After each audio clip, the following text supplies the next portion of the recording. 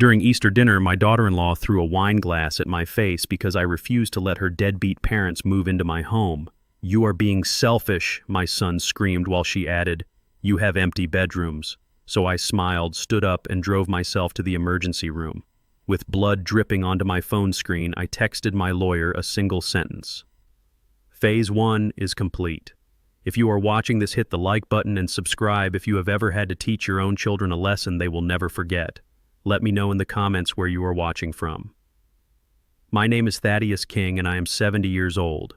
I spent 40 years as a chief engineer building bridges across the American South, infrastructure that holds the weight of millions without buckling. But as I sat at the head of my mahogany dining table last Sunday, I realized the bridge between me and my own son had finally collapsed. The sound of crystal shattering against my temple sounded like a gunshot. Then came the wet, sticky sensation running down my forehead, stinging my eye and dripping onto the starched white collar of my shirt. It was a vintage Merlot, expensive and heavy, just like the silence that instantly sucked the air out of the room. I did not wipe the blood away. I wanted them to see it. I wanted the image of my blood on their hands to be the last thing they remembered of this life. To my left sat Darius, my 32-year-old son, his mouth hanging open in a mask of cowardly shock. To my right stood Paige, his wife of 3 years, chest-heaving face twisted in the ugly contortion of a woman who has never been told no. And across from me sat the empty chairs where Paige wanted to seat her parents, Hank and Brenda, the two grifters who were currently waiting in a motel 6 miles away. This violence had started with a simple request, or rather a demand dressed up as a request. We were eating the Easter ham and collard greens, a recipe my late wife Etta had perfected over decades, when Paige cleared her throat. She put down her fork and looked at me with that influencer smile she uses when she wants my credit card. "Thad," she began, her voice dripping with fake sweetness. "We need to talk about the east wing of the house, since it is just sitting there gathering dust. Darius and I think it is time my parents moved in. They are going through a rough patch and family helps family, right?" I continued to cut my ham with precision. I took a sip of water. I looked at Darius, waiting for him to speak up, to be the man I raised, but he just stared at his plate, avoiding my eyes, playing with his food like a child. He was terrified of her. I placed my knife and fork down gently. "No," I said. The word hung in the air, simple and absolute. "This is my home, Paige, not a shelter for people who refuse to work. Your parents are not going through a rough patch. They are fleeing eviction in Florida because of insurance fraud. Do not bring that chaos to my doorstep." That was the trigger. Paige did not expect me to know about the fraud. She slammed her hands on the table, rattling the fine china. "How dare you?" she screeched. "You live in this massive Buckhead mansion all alone. You have 5 bedrooms, Thad. 5. My parents are sleeping in a motel while you hoard space like a dragon. It is disgusting. It is racist. You think you are better than them just because you have money." Darius finally looked up, but not to defend me. He looked at me with resentment that had been brewing for years. "She is right, Dad," he said, his voice rising. "You are being selfish. Mom would never have turned family away. You care more about your antique clocks and your peace and quiet than you care about us. We are your future, but you treat us like tenants." I looked at my son. He was 32 years old, wearing a suit. I bought him eating food I paid for, living in a house I owned, rent-free for 2 years under the guise of saving for a down payment. A down payment that never grew because they spent every dime on luxury vacations and designer bags. "You are not tenants," I said, my voice low and steady. "Tenants pay rent. You are parasites. And as for your mother, do not speak her name to justify your greed. She would have thrown you out the day you quit your job without telling me." That was when Paige grabbed the wine glass. It happened in slow motion.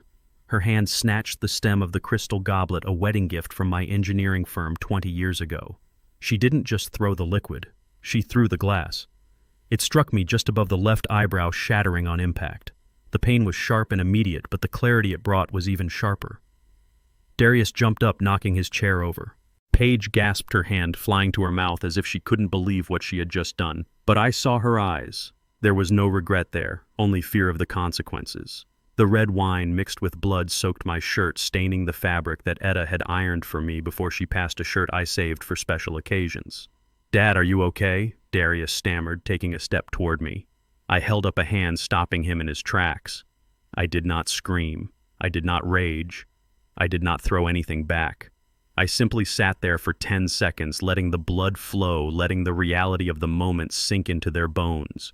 This was the line they had crossed and could never step back over. I stood up slowly, my knees popping in the silence. I picked up my napkin and dabbed the wound gently, just enough to keep the blood out of my eye. I looked at Paige. She was trembling now, tears of frustration welling up. "You drove me to this," she whispered, the classic anthem of the abuser. "You made me do it, Thad." I turned to Darius. He looked like a frightened boy waiting for a scolding. I felt a deep, profound sadness wash over me, not because I was bleeding, but because I realized I had failed him. I had given him too much, and in doing so, I had crippled him. "I am going to the emergency room," I said calmly. My voice sounded strange to my own ears, cold and distant, like metal grinding on stone. "Do not follow me. Do not call me. Dad, let me drive you," Darius pleaded, reaching for his keys. "Sit down," I commanded. The authority in my voice froze him. "I do not know who you people are. My family died a long time ago. This is just a house full of strangers." I walked out of the dining room, my footsteps echoing on the hardwood floors I had installed with my own hands 30 years ago. I walked past the family photos on the mantle, photos of Darius, graduating photos of Etta, smiling photos of a life that no longer existed. I grabbed my car keys from the bowl in the foyer. I opened the heavy oak front door and stepped out into the humid Atlanta night. The air smelled of blooming dogwood and rain. I got into my sedan and started the engine. As I backed out of the driveway, I saw the silhouette of my son standing in the window watching me leave. He looked small. He looked lost. But I felt nothing. The part of my heart that held affection for him had been cauterized by the impact of that glass. I drove to the nearest hospital, my vision slightly blurred by the blood still seeping from the cut. The physical pain was throbbing a dull ache behind my eyes, but my mind was crystal clear. For 2 years, I had tolerated their disrespect. I had tolerated their laziness. I had tolerated the way Paige rolled her eyes when I spoke about our history or culture. I had tolerated Darius treating me like an ATM. I thought if I was patient, they would mature. I thought if I was generous, they would be grateful. I was wrong. Kindness without boundaries is just self-destruction. I parked in the emergency room lot and turned off the ignition. Ideally, I should have rushed in to get stitches. But there was one thing I had to do first. One signal I had to send to start the machinery of their downfall. I pulled out my phone. The screen was smeared with a mix of sweat and blood. I wiped it on my pants and unlocked it. I found the contact for Anika Patel, my attorney. Anika was a shark in a silk suit, a woman who understood that in high-stakes family law, there are no winners, only survivors. We had prepared for this possibility 6 months ago, when I first found the listening device in my study. I had hoped I would never have to use the protocols we set up. I had hoped my suspicions were just the paranoia of an old man, but the cut on my forehead was the proof I needed. I typed a text message, my fingers steady despite the adrenaline. Phase 1 is complete. I hit send. I watched the 3 dots appear as she replied instantly, even on a holiday. "Are you safe?" she asked. "I am at the ER," I typed back. "Proceed with the protective order. Evict them tonight." "Understood," she replied. "It begins." I put the phone in my pocket and walked toward the sliding glass doors of the hospital. The automatic doors parted with a hiss, welcoming me into the sterile white light. As I approached the intake nurse, she gasped, looking at the blood on my face. "Sir, what happened to you?" she asked, her eyes wide with concern. I looked at her, and for the first time that night, I allowed myself a small, cold smile. Domestic dispute. I said, my voice loud enough for the security guard to hear. I was attacked in my own home.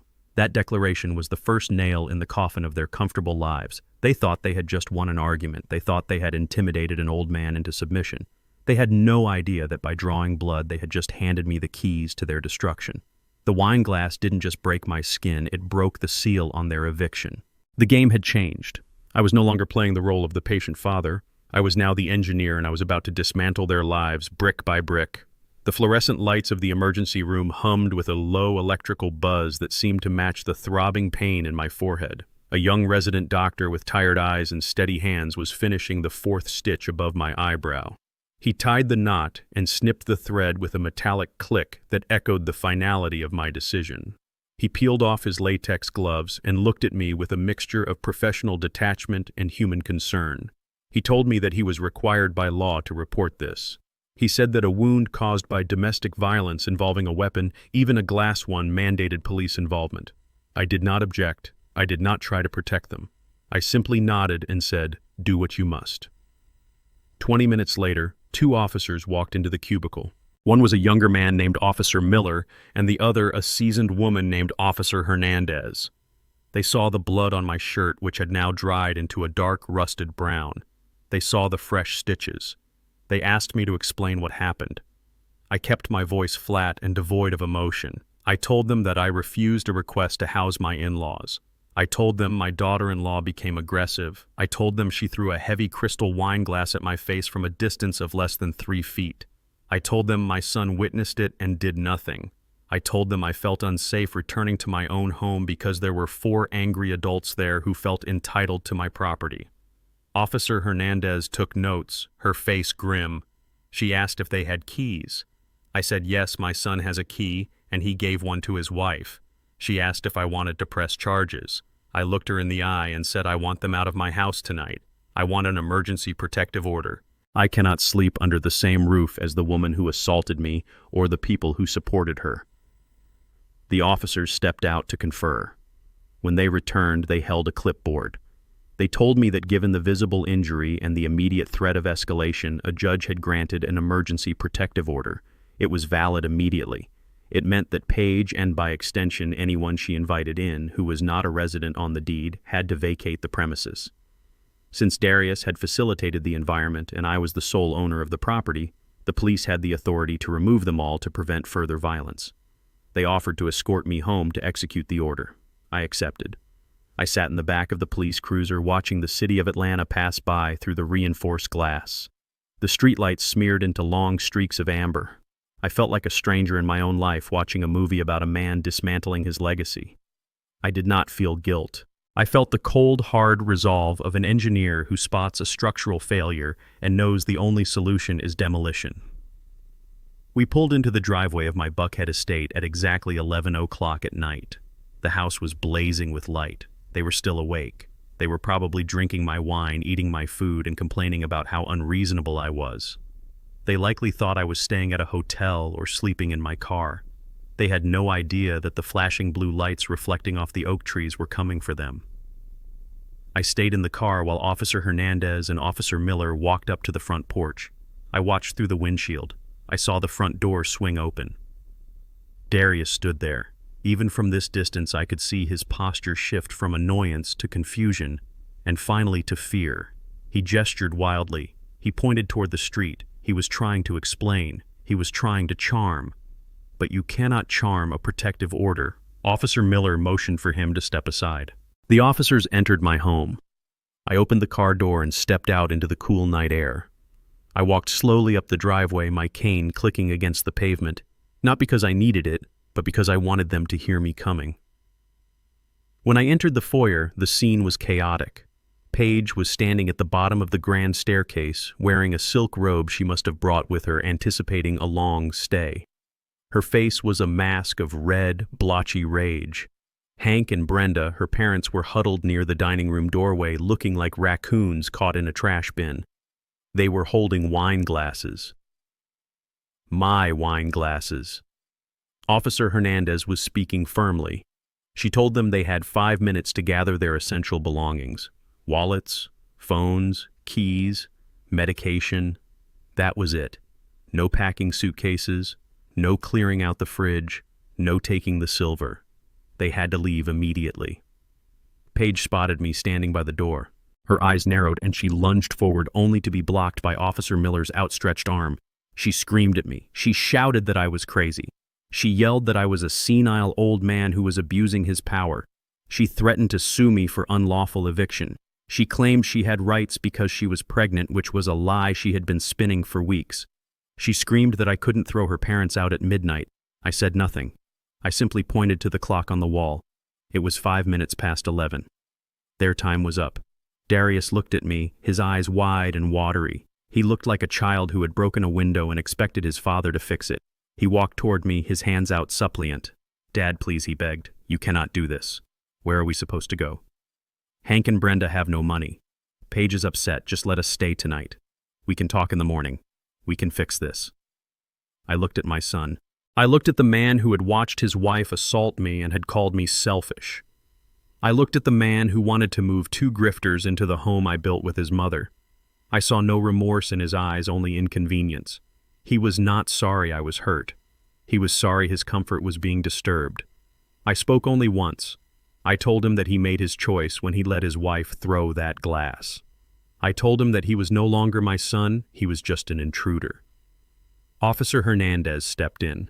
She told Darius to grab his wallet and step outside. She told Hank and Brenda to put down the wine glasses and move. Hank tried to argue, saying he had a bad back and couldn't be out in the cold.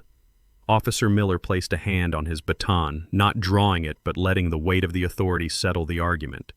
Hank moved. They scrambled. It was pathetic and satisfying to watch. Paige was running around grabbing her purse and her charger, screaming obscenities the entire time. Brenda was stuffing dinner rolls into her handbag, a reflex of a lifetime of taking what wasn't hers. Darius was just standing there looking between me and his wife, paralyzed by his own weakness. The officers herded them out the front door. I stood in the foyer, the master of my domain, watching the infection being purged. They tumbled out onto the porch and down the steps. The police lights washed over them, exposing them for what they were, 4 people with no plan, no money, and no place to go because they had burned the only bridge that supported them. I walked to the threshold and stood in the doorway. Paige turned back, her hair wild, her face twisted. She pointed a manicured finger at me. "You will regret this, Thad," she shrieked. "You will die alone in this big empty house. I'm going to take everything from you. I will own this place before the year is out." I did not respond. I did not flinch. I looked at Darius. He was standing by the police cruiser looking back at me. His expression was a mix of hatred and disbelief.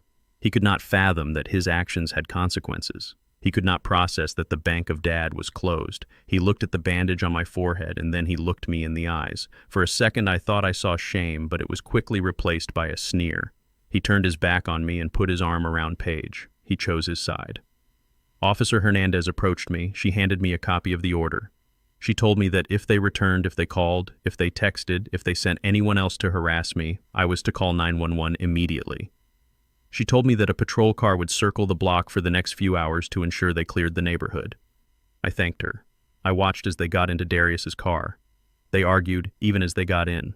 I could see Paige hitting Darius on the shoulder. I could see Hank gesturing angrily in the back seat. They were a cage of rats turning on each other the moment the food ran out. They drove off, their taillights disappearing around the bend of the oak-lined street. The police cruiser followed them. I stepped back inside and closed the heavy oak door. I turned the deadbolt. The sound of the lock sliding into place was the most beautiful sound I had heard in years. It was the sound of safety. It was the sound of boundaries. I leaned my back against the door and exhaled. The house was silent. For the first time in 2 years, it was truly silent. There was no reality TV blaring from the living room. There were no complaints about the temperature. There were no passive-aggressive comments about my cooking. There was just the hum of the refrigerator and the ticking of the grandfather clock in the hall. It was a big house, 5 bedrooms, 3 baths, a formal dining room, a library. It was meant for a family. Standing there alone with blood on my shirt and a throbbing headache, I should have felt lonely. Paige had said I would die alone. But as I looked around at the space that was finally mine again, I did not feel lonely. I felt lighter. The air seemed cleaner. I walked into the kitchen. I saw the remnants of the Easter dinner. The ham was cold. The plates were half-eaten. The wine stain was still wet on the carpet. I picked up the plate Darius had been eating from and scraped the food into the trash. I washed the plate. I dried it. I put it away. I did the same for Paige's plate. I cleaned the table. I scrubbed the wine out of the carpet. I was reclaiming my space. I was washing away their traces. When the kitchen was spotless, I went to my study. I sat down at my desk and turned on the lamp. My reflection in the window showed an old man with a bandage on his head, but the eyes were sharp. The eyes were awake. I pulled out my phone.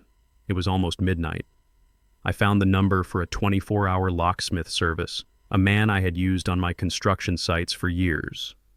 A man who asked no questions and did good work. I dialed the number. He answered on the second ring, his voice gravelly with sleep.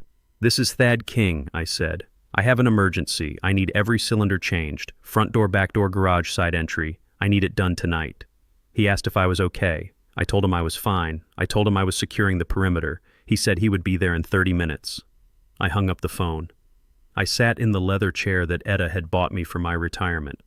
I looked at the empty spot on the wall where a picture of Darius and me used to hang. I had taken it down months ago when I realized the man in the photo didn't exist anymore. I was alone, but I was safe. The first battle was over. I had taken the blow I had bled, and I had struck back. But I knew this was just the beginning. They were desperate now. They had no money, no home, and no shame. They would come back. They would try to hurt me. They would try to destroy my reputation. I opened the drawer of my desk and pulled out a fresh legal pad. I uncapped my pen. I began to write down everything I remembered. Dates, times, amounts of money they had borrowed, insults they had hurled. I was not just an old man sitting in a house. I was a general preparing for a siege. The eviction was the easy part. The war for my legacy had just begun. The silence of the house the morning after the eviction was not peaceful. It was heavy and suspicious. I woke up at 6 o'clock, my head throbbing under the bandage, but my mind alert. I went to the kitchen to make coffee and noticed the keypad for the home security system was blinking red. I tried to disarm it with my code, the code I had used for 10 years. It beeped an error tone. I tried again. Invalid. Paige had changed the master code. Before they left, she had locked me out of my own security system. She had anticipated a moment where she would need to control who entered and exited my home. That realization sent a cold shiver down my spine that had nothing to do with the morning chill. If she had tampered with the alarm, what else had she done? I did not try to guess the new code. I went to my study and pulled out a business card for a private security firm run by an ex-military specialist named Marcus Vance. I had consulted with him on construction sites to prevent theft. He was expensive, discreet, and thorough. I called him at 6:15. He answered immediately. I need a full sweep, I told him. Electronic and physical. I suspect surveillance. I want your team here within the hour. Vance arrived at 7 with 2 technicians carrying black cases. They did not ask for coffee. They did not make small talk. They moved through my house with the efficiency of predators. They scanned the walls, the ceilings, the vents. I sat in the kitchen drinking my black coffee, watching them work. I felt like a specimen in a jar. For 2 years I had lived with these people. I had eaten dinner with them. I had held my son when he cried about his job. And all the while, I wondered who else had been watching. Vance came into the kitchen 20 minutes later. He held a small plastic bag in his hand. He placed it on the table. Inside was a tiny black device no larger than a quarter. We found this in the living room, he said. Hidden inside the smoke detector, it is a high-definition camera with audio. It connects to the Wi-Fi. I stared at the device. The living room. That was where I watched the news. That was where I took my naps on Sunday afternoons. They had been watching me sleep. There is more, Vance said. He placed another bag on the table. This one contained a listening device, a high-range transmitter. We found this taped under your desk in the study, my study, the room where I handled my banking, the room where I spoke to my attorney, the room where I wrote in my journal. They had been listening to every call, every keystroke, every private moment, I felt a wave of nausea. This was not just a bad roommate situation. This was espionage. This was a hostile occupation. Is it still active? I asked. Vance nodded. We disabled the transmission, but it has been recording for at least 6 months based on the dust accumulation. 6 months. They had been building a dossier on me for half a year. Keep looking, I said, my voice steady, despite the rage boiling in my gut. Find everything. While Vance and his team continued to sweep the upper floors, I went into the guest room that Darius and Paige had used as an office. It was messy. Papers were strewn on the floor. Drawers were half open. In their haste to leave the night before, they had grabbed their phones and tablets, but they had left something behind. Darius's laptop sat on the desk plugged into the wall. It was an older model one he used for gaming and what he called his investments, which were mostly losing bets on cryptocurrency. The lid was closed, but the charging light was on. I opened it. The screen flickered to life, requesting a password. I looked at my son's computer and felt a pang of pity for his simplicity. I typed in his wedding date. Incorrect. I typed in the name of his dog that died when he was 12. Incorrect. I typed in page 123. The screen unlocked. He was so predictable. He was so completely owned by her that even his digital security was branded with her name. I did not care about his games or his browsing history. I went straight to the File Explorer. I searched for documents. Most of it was useless clutter resume drafts, downloaded memes. But then I saw a folder buried within the system files marked Dad's Care. The name sounded innocent. A dutiful son keeping track of his aging father's medical needs. But I knew better. I clicked on it. Inside, there were no medical records. There were no lists of my medications. There were PDF files of brochures. I opened the first one. It was for a facility called Shady Pines Assisted Living. I knew the place. It was a state-funded warehouse for the indigent elderly, a place where people went to be forgotten and medicated into silence. I opened the next file. It was a draft of a legal petition for emergency guardianship. It was dated 3 weeks ago. I read the text. It claimed that Thaddeus King was suffering from advanced dementia, exhibiting violent outbursts, and was a danger to himself and others. It cited specific dates of my alleged confusion. I looked at those dates. On one of them, I had been at a board meeting for a charity I supported. On another, I had been getting my car serviced.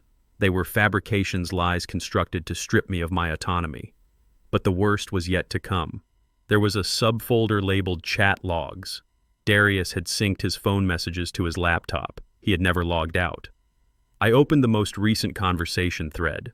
It was a group chat between Darius Page and a contact listed as Mom Dearest, which I knew was Brenda Page's mother. I scrolled back to the date of the Easter dinner. Page. The old man is being difficult again. He won't let my parents in. Brenda. Just stick to the plan, honey. He is losing it. A few more months, and he will be in the home. Page. I cannot wait that long. I want the master bedroom. I want to redecorate. His taste is so dusty. Darius, babe. We have to be careful.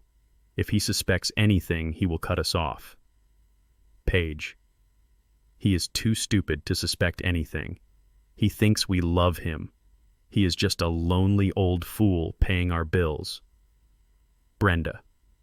Make sure you get the power of attorney signed before you put him away. We need access to the accounts immediately. Page. Do not worry, Mom. The old goat is dying soon anyway. If the stress does not kill him, maybe we can help nature along. Just kidding. Sort of. I stopped reading. I had to close my eyes and take a deep breath to keep my hands from shaking. It was one thing to suspect they were greedy. It was another to see it written in black and white pixels. They were not just waiting for me to die. They were actively planning the disposal of my life. They discussed me like I was a piece of rotting furniture that needed to be thrown out so they could enjoy the house. The old goat, too stupid, lonely old fool. These were the people I had cooked for. These were the people I had sheltered. I remembered the times Paige would hug me and say, "Thank you, Dad, you are the best." I remembered Darius telling me he wanted to make me proud. It was all a performance. Every smile, every hug, every thank you was a line in a script written by predators. They had looked at me and seen only a resource to be mined and discarded. I looked at the timestamp on the last message. It was sent 2 hours before dinner. 2 hours before she threw the glass. She had walked into my dining room, sat at my table, and eaten my food with that text fresh on her phone. The realization washed over me, not like a wave of sadness, but like a cold chemical bath, stripping away the last layers of sentimentality. The father in me died in that chair. The man who wanted to believe in the goodness of his child was erased. What remained was the engineer, the man who dealt in facts, structures, and loads. The fact was that my son and his wife were enemies. The structure of our relationship was built on fraud, and the load they had placed on me was about to be dropped back onto their heads. I reached into my pocket and pulled out a high-capacity external hard drive I used for backing up my architectural schematics. I plugged it into the USB port of Darius's laptop. I did not just copy the folder. I copied everything. The chat logs, the browser history, the financial records, the geolocation data. I initiated a full system clone. I wanted every byte of data they had generated in the last 2 years. As the progress bar crawled across the screen, Vance walked into the room. "We are done, Mr. King," he said. "We found 3 cameras and 4 listening devices. The feed was being sent to a cloud server. We have traced the IP. It belongs to an account registered to a Page King." I nodded without looking up from the screen. Disable them, I said. But do not destroy them. Bag them as evidence. I want a full chain of custody report. Vance looked at the laptop screen, then at my face. He saw the reflection of the chat logs in my glasses. He was a man who had seen the worst of humanity in war zones, and he knew the look of a man who had just found the enemy inside the wire. Do you want us to scrub the devices? He asked softly. No, I said, watching the transfer hit 100%. I pulled the drive out and held it in my hand. It felt heavy, cold, and dense with potential energy. Leave everything exactly as it is, I said. If they want to play dirty, I will show them what legal dirt looks like. I am going to bury them with their own words. I stood up and closed the laptop. I put the hard drive in my pocket next to the phone that contained the photo of my bleeding face. I had the physical evidence. Now I had the digital motive. I walked downstairs. The house felt different now. It was no longer a home that had been invaded. It was a crime scene that had been processed. And I was the lead investigator who had just found the smoking gun. I went to the kitchen and poured the rest of the coffee down the sink. It was cold. I needed to be fresh. I picked up my phone and dialed Anika. I have the data, I told her. I have the conspiracy in writing. Good, she replied, her voice sharp and ready. Bring it to me. We are going to draft a complaint that will make their heads spin. I walked out of the house and into the morning sun. The air was crisp. The birds were singing. It was a beautiful day for a war. I thought that changing the locks and sweeping for bugs had secured my fortress. I believed that physical barriers were enough to keep the chaos at bay. But I had underestimated the modern battlefield. I had forgotten that in the 21st century a war can be waged without a single soldier setting foot on your property. The attack did not come through the front door, it came through the screen of my smartphone. It started at 9:00 in the morning. I was sitting in the kitchen reviewing the digital files I had cloned from Darius's laptop when my phone began to vibrate. It was not a call. It was a notification. Then another. Then 10 more. Within seconds, the device was buzzing continuously, dancing across the granite countertop like an angry insect. I picked it up. The notifications were from social media platforms I barely used. Twitter, Instagram, TikTok. I unlocked the screen and saw that I had been tagged in a video that was trending locally. The thumbnail showed a tear-streaked face I knew all too well. I tapped the screen. The video opened.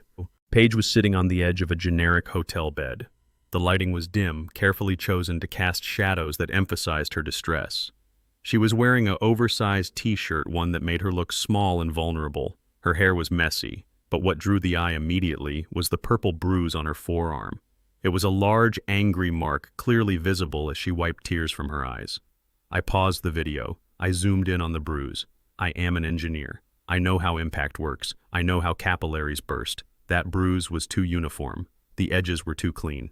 It looked like theatrical makeup applied by someone who had watched too many crime dramas but had never actually been in a fight. I pressed play. I do not usually do this, she began, her voice trembling. I try to keep my family life private, but last night something happened that I cannot stay silent about. My father-in-law Thaddeus King kicked us out. Me, my husband, and my elderly parents. He threw us out onto the street in the middle of the night. She paused for effect, taking a shaky breath. She looked down at her stomach and placed a hand on it protectively. The implication was clear. She was signaling a pregnancy that I knew for a fact did not exist because I paid the premium on the health insurance policy that covered her tubal ligation 3 years ago. He knows I am expecting, she whispered, looking back at the camera with wide doe eyes. He knows we have nowhere to go, but he didn't care. He got violent. She lifted her arm, displaying the fake bruise. He hurt me, and then he called the police on us. He used his money and his connections to turn the victim into the villain. Now we are in a cheap motel, terrified and homeless. Please, if anyone can help us, we just need a safe place to stay. The video ended. I sat there in the silence of my kitchen, feeling a cold fury rising in my chest. It was a masterpiece of fiction. She had taken the truth and inverted it completely. She was the aggressor, yet she played the victim. She was the one who drew blood, yet she painted a bruise on herself. She was barren by choice, yet she claimed to be carrying my grandchild. I looked at the view count. 50,000 views. And climbing. I scrolled down to the comments. They were a cesspool of misinformed rage. What a monster, someone named Sarah Jade 88 wrote. I hope he rots. Drop the address, another user commented. We will pay him a visit. This is elder abuse against her parents, one comment read. Someone needs to call Adult Protective Services on him. He is a wealthy abuser who thinks he can buy the law. Cancel him. They did not know me. They did not know that I had spent 40 years building schools and bridges. They did not know that I had supported this woman and her husband for years. They only saw a crying girl and a villainous old man. The narrative was set, and I was the target. My phone rang. It was an unknown number. I declined it. It rang again immediately. I declined again. Then a text message popped up. We know where you live. Watch your back. I stood up and walked to the front window. I looked out at the street. My neighborhood Buckhead was usually quiet, a sanctuary of manicured lawns and polite distance. But as I watched, I saw Mrs. Gable, my neighbor of 20 years, walking her dog. She stopped in front of my driveway. She looked at my house. Her face was twisted in disgust. She shook her head, spat on the pavement near my mailbox, and walked away quickly. Mrs. Gable, who I had helped shovel snow when her husband was sick. Mrs. Gable, who had eaten my barbecue every 4th of July. She had seen a 60-second video and erased 20 years of history. The betrayal stung, but I did not look away. I watched a car slow down as it passed. The driver, a young man I did not recognize, held up his phone recording my house. He shouted something I could not hear through the double-paned glass, but his middle finger raised in the air communicated the message clearly enough. I closed the blinds. The siege had moved from the physical to the reputational. They were trying to isolate me. They wanted to make me a pariah in my own community so that I would have no support system when they made their next move. My phone rang again. This time the caller ID showed Darius. I stared at the screen. I let it ring 4 times. Then I answered. I did not say hello. I just listened. Dad. Darius said, his voice breathless. Have you seen it? Have you seen what is happening online? I have seen it. I replied, my voice calm. It is out of control, Dad, he said. Paige is upset. She posted that video in a moment of weakness. She didn't mean for it to blow up like this. But now people are angry. They are really angry, Dad. I am getting messages from people who want to hurt you. He sounded concerned. A dutiful son worried about his father's safety. But I heard the underlying note. I heard the leverage he was trying to apply. And what do you suggest I do, Darius? I asked. You have to fix this, he said. Drop the protective order. Let us come back home. If you issue a public apology and say it was a misunderstanding, we can take the video down. We can tell everyone we worked it out. Paige will record a follow-up saying you apologized and we are a happy family again. It is the only way to stop the mob, Dad. They are dangerous. There it was. The extortion. The offer of protection from a threat they had created. It was a classic racket. Break the window, then offer to sell insurance against broken windows. He wanted me to kneel. He wanted me to admit to a crime I did not commit so that he could return to his life of leisure. He was using the court of public opinion to bypass the court of law. Did she paint that bruise herself? Or did you help her? I asked. There was a pause on the line. A hesitation that confirmed everything. Dad, do not be like that, Darius said, his tone hardening. Does it matter? The internet thinks it is real. The police might think it is real if enough people report it. You are an old man living alone. Do you really want to fight the whole world? Just let us back in. Hank and Brenda are miserable. Paige is crying. Just end this. You are right, Darius, I said. I am an old man living alone. Exactly, he said, sounding relieved. So just call the lawyer and— But I am not helpless, I interrupted. And I do not negotiate with terrorists even if I gave birth to them. Dad, wait, he shouted. I hung up. I blocked his number again. I stood in my study, the phone warm in my hand. My heart was beating slow and steady. They thought they had me cornered. They thought that shame would break me. They thought that I cared more about my reputation than my dignity. They were wrong. I sat down at my computer. I opened the secure cloud server where Vance's team had stored the footage from the security cameras. I found the file dated yesterday. Timestamp 7:14 p.m. I played it. The quality was crystal clear 4K resolution with high-fidelity audio. The video showed the dining room. It showed Paige screaming at me. It showed her face twisted in hate, not fear. It showed her grabbing the wine glass. It showed the wind up in the throw. It showed the glass shattering against my head. It showed the blood. It showed Darius sitting there doing nothing, Then it showed the aftermath. It showed me leaving. And then crucially, it showed what happened after I left. I watched as Paige stood in the foyer. I watched as she checked her reflection in the mirror. I watched as she took a tube of purple lipstick from her purse and smeared it on her arm, blending it with her thumb to create the bruise. I watched as she laughed and told her mother, "This is going to look so good on camera." I had the smoking gun. I had the proof that would exonerate me and destroy her credibility forever. I opened my email. I attached the video file. I addressed it to Anika Patel.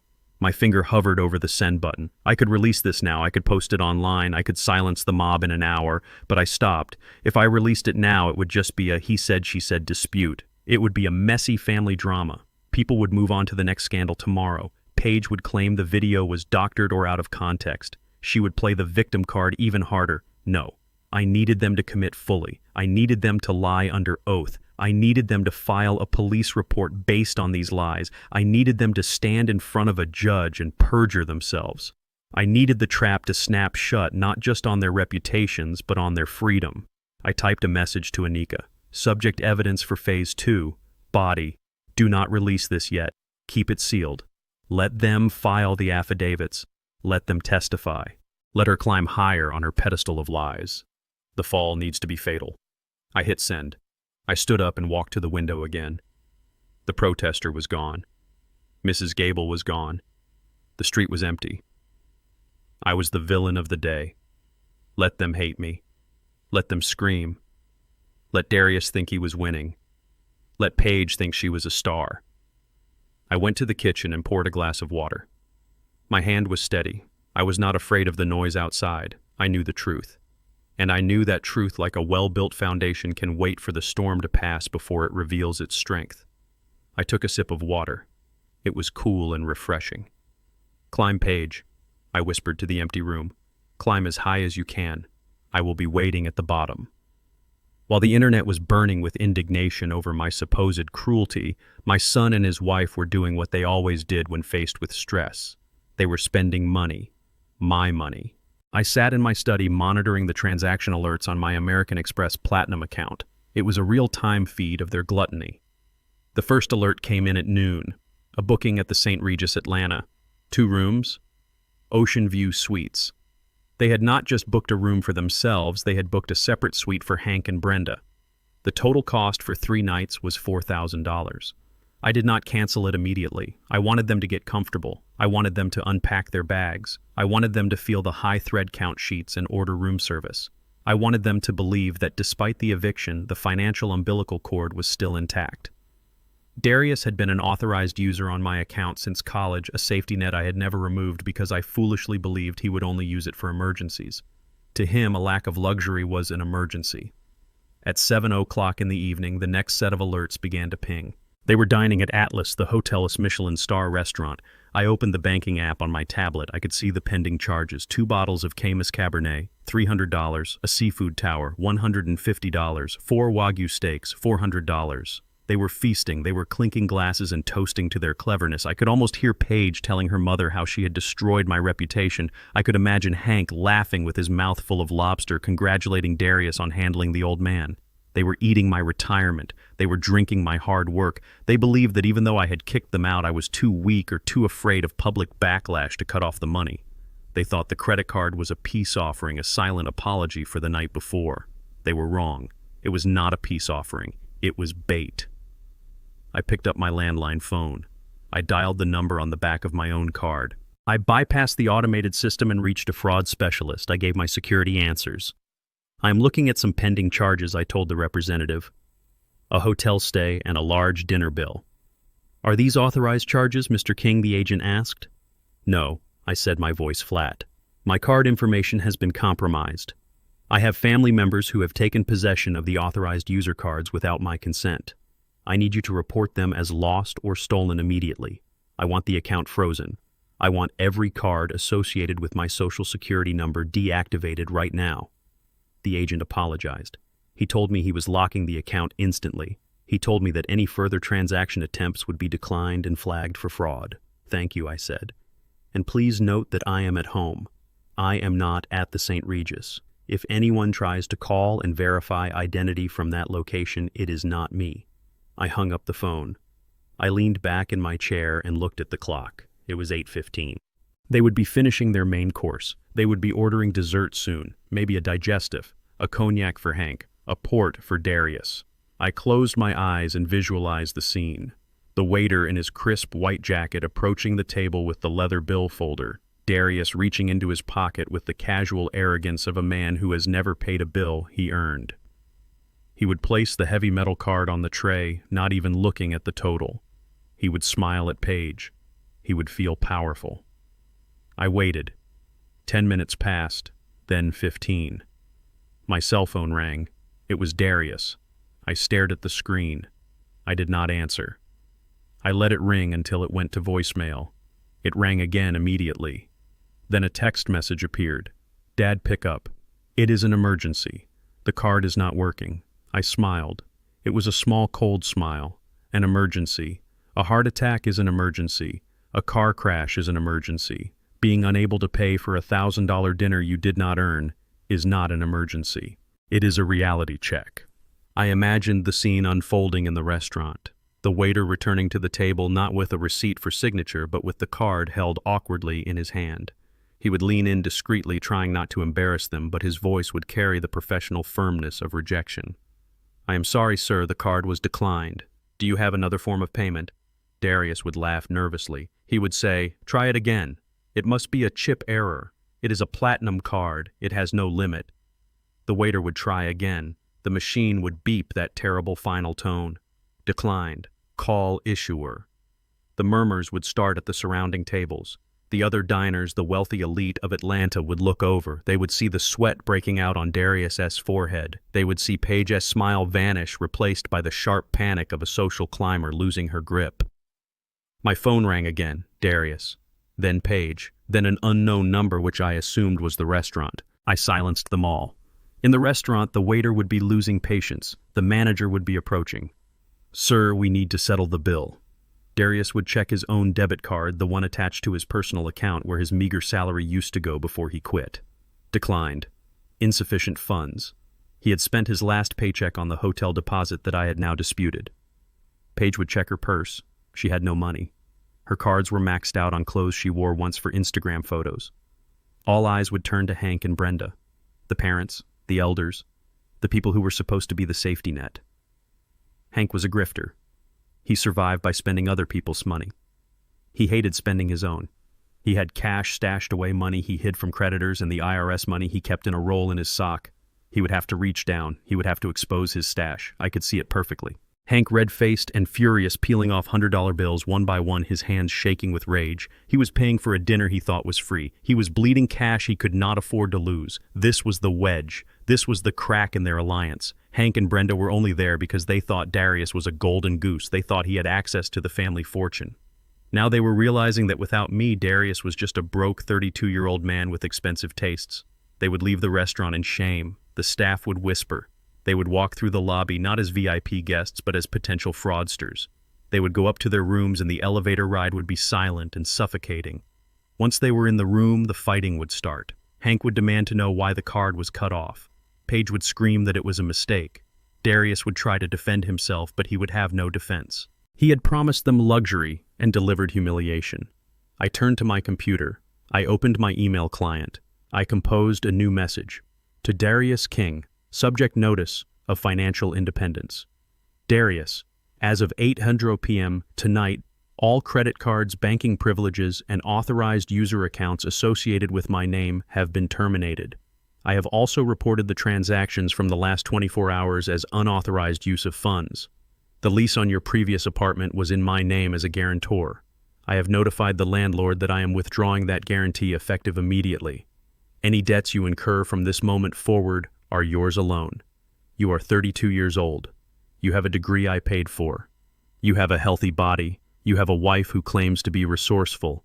Figure it out. Do not come to my house. Do not call me. If you need money, I suggest you ask your father-in-law. He seemed very eager to enjoy the benefits of my hard work. Perhaps he is willing to share his own. Good luck with your independence. Thad. I hit send. The email whooshed away, a digital arrow fired into the heart of their entitlement. I sat there for a moment listening to the silence of my house. It felt different now. It wasn't just empty. It was cleansed. I had cauterized the wound. I had stopped the bleeding.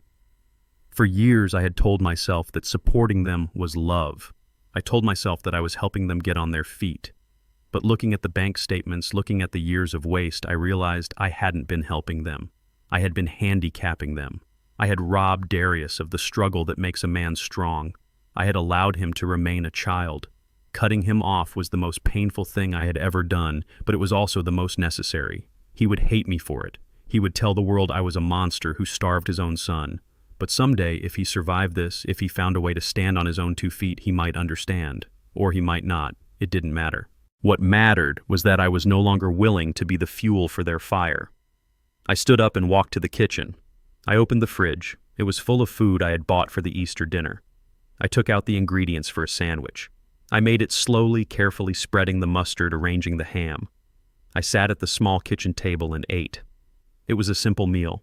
It cost maybe $3, but it tasted better than any Wagyu steak because it was paid for with dignity.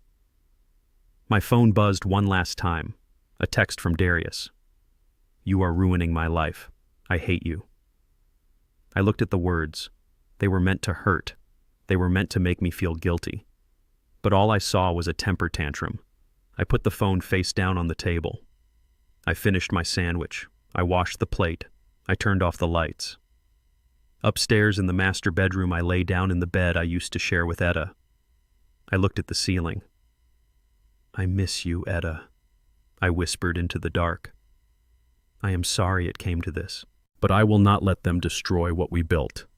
I closed my eyes. Sleep came quickly. For the first time in a long time, I did not worry about the future. The future was no longer my burden to carry. It belonged to Darius now, and I was very curious to see how he would handle the weight. I knew the legal attack was coming. It was the logical next step for a parasite that has been detached from its host. When the host cuts off the blood supply, the parasite does not apologize. It tries to paralyze the host to reattach itself. I had seen the draft petition in Darius's laptop, so I knew their playbook. They were going to claim I was mentally incompetent. They were going to argue that my decision to evict them and cut off their funding was not the act of a rational man, but the symptom of a decaying mind. 3 days after I cut off the credit cards, a black sedan pulled up to my gate. A woman stepped out. She was dressed in a sensible gray suit carrying a heavy leather briefcase. She looked tired but professional. I checked the monitor in my study. I did not recognize her, but I knew what she represented. She was the state. I buzzed her in. I met her at the front door wearing a pressed Oxford shirt and slacks. I did not look like a man in the throes of dementia. I looked like a man who was ready for a board meeting. "Good morning, Mr. King," she said, showing me her badge. "I am Sarah Jenkins from Adult Protective Services. I have received an emergency petition for guardianship regarding your welfare. We need to talk." I stepped aside and gestured for her to enter. "Please come in, Ms. Jenkins. I have been expecting you." She paused, looking surprised. "You were expecting me?" she asked. I nodded. "My son is desperate for money. Desperate men use desperate measures. I assumed he would try to have me declared incompetent before the end of the week. I am actually surprised it took him 3 days." We walked into the living room. It was spotless. The air smelled of lemon polish and old books. There were no piles of hoarding, no signs of neglect. I offered her coffee. She declined. She sat on the edge of the sofa, opening a thick file folder. "Mr. King," she began, her voice neutral. "The petition filed by your son Darius King and his attorney claims that you have suffered a sudden and severe cognitive decline. It alleges that you have become paranoid, violent, and financially erratic.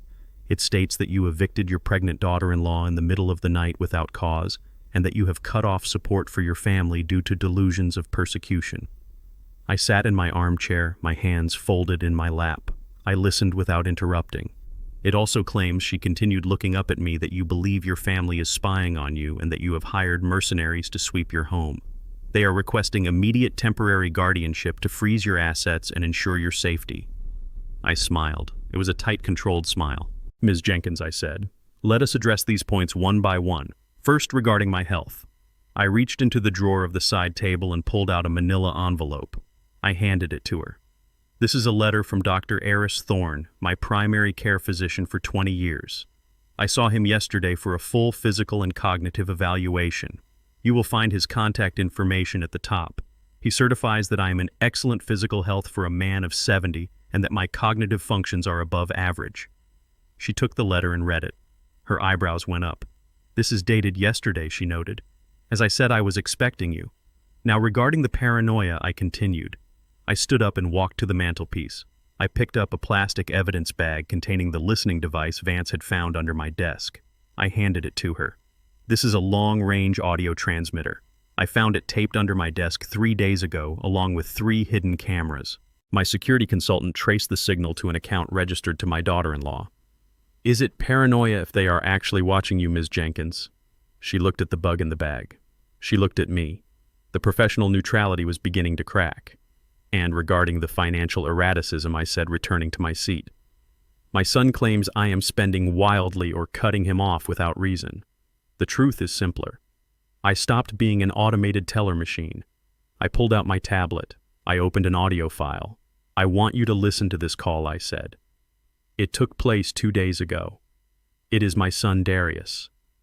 I pressed play. The sound was crisp and clear, filling the quiet room. "Dad, do not be like that." Darius's voice whined, filling the space with his entitlement. "Does it matter if the bruise is fake? The internet thinks it is real. The police might think it is real if enough people report it. You are an old man living alone. Do you really want to fight the whole world? Just let us back in." "Just call the lawyer and drop the order." I paused the recording. That Ms. Jenkins is not the voice of a concerned son worried about his father's mental health. That is the voice of a man attempting to blackmail his father into submission. He admits the abuse allegations are fabricated. He admits he is using public pressure to force me to open my wallet. Ms. Jenkins stared at the tablet.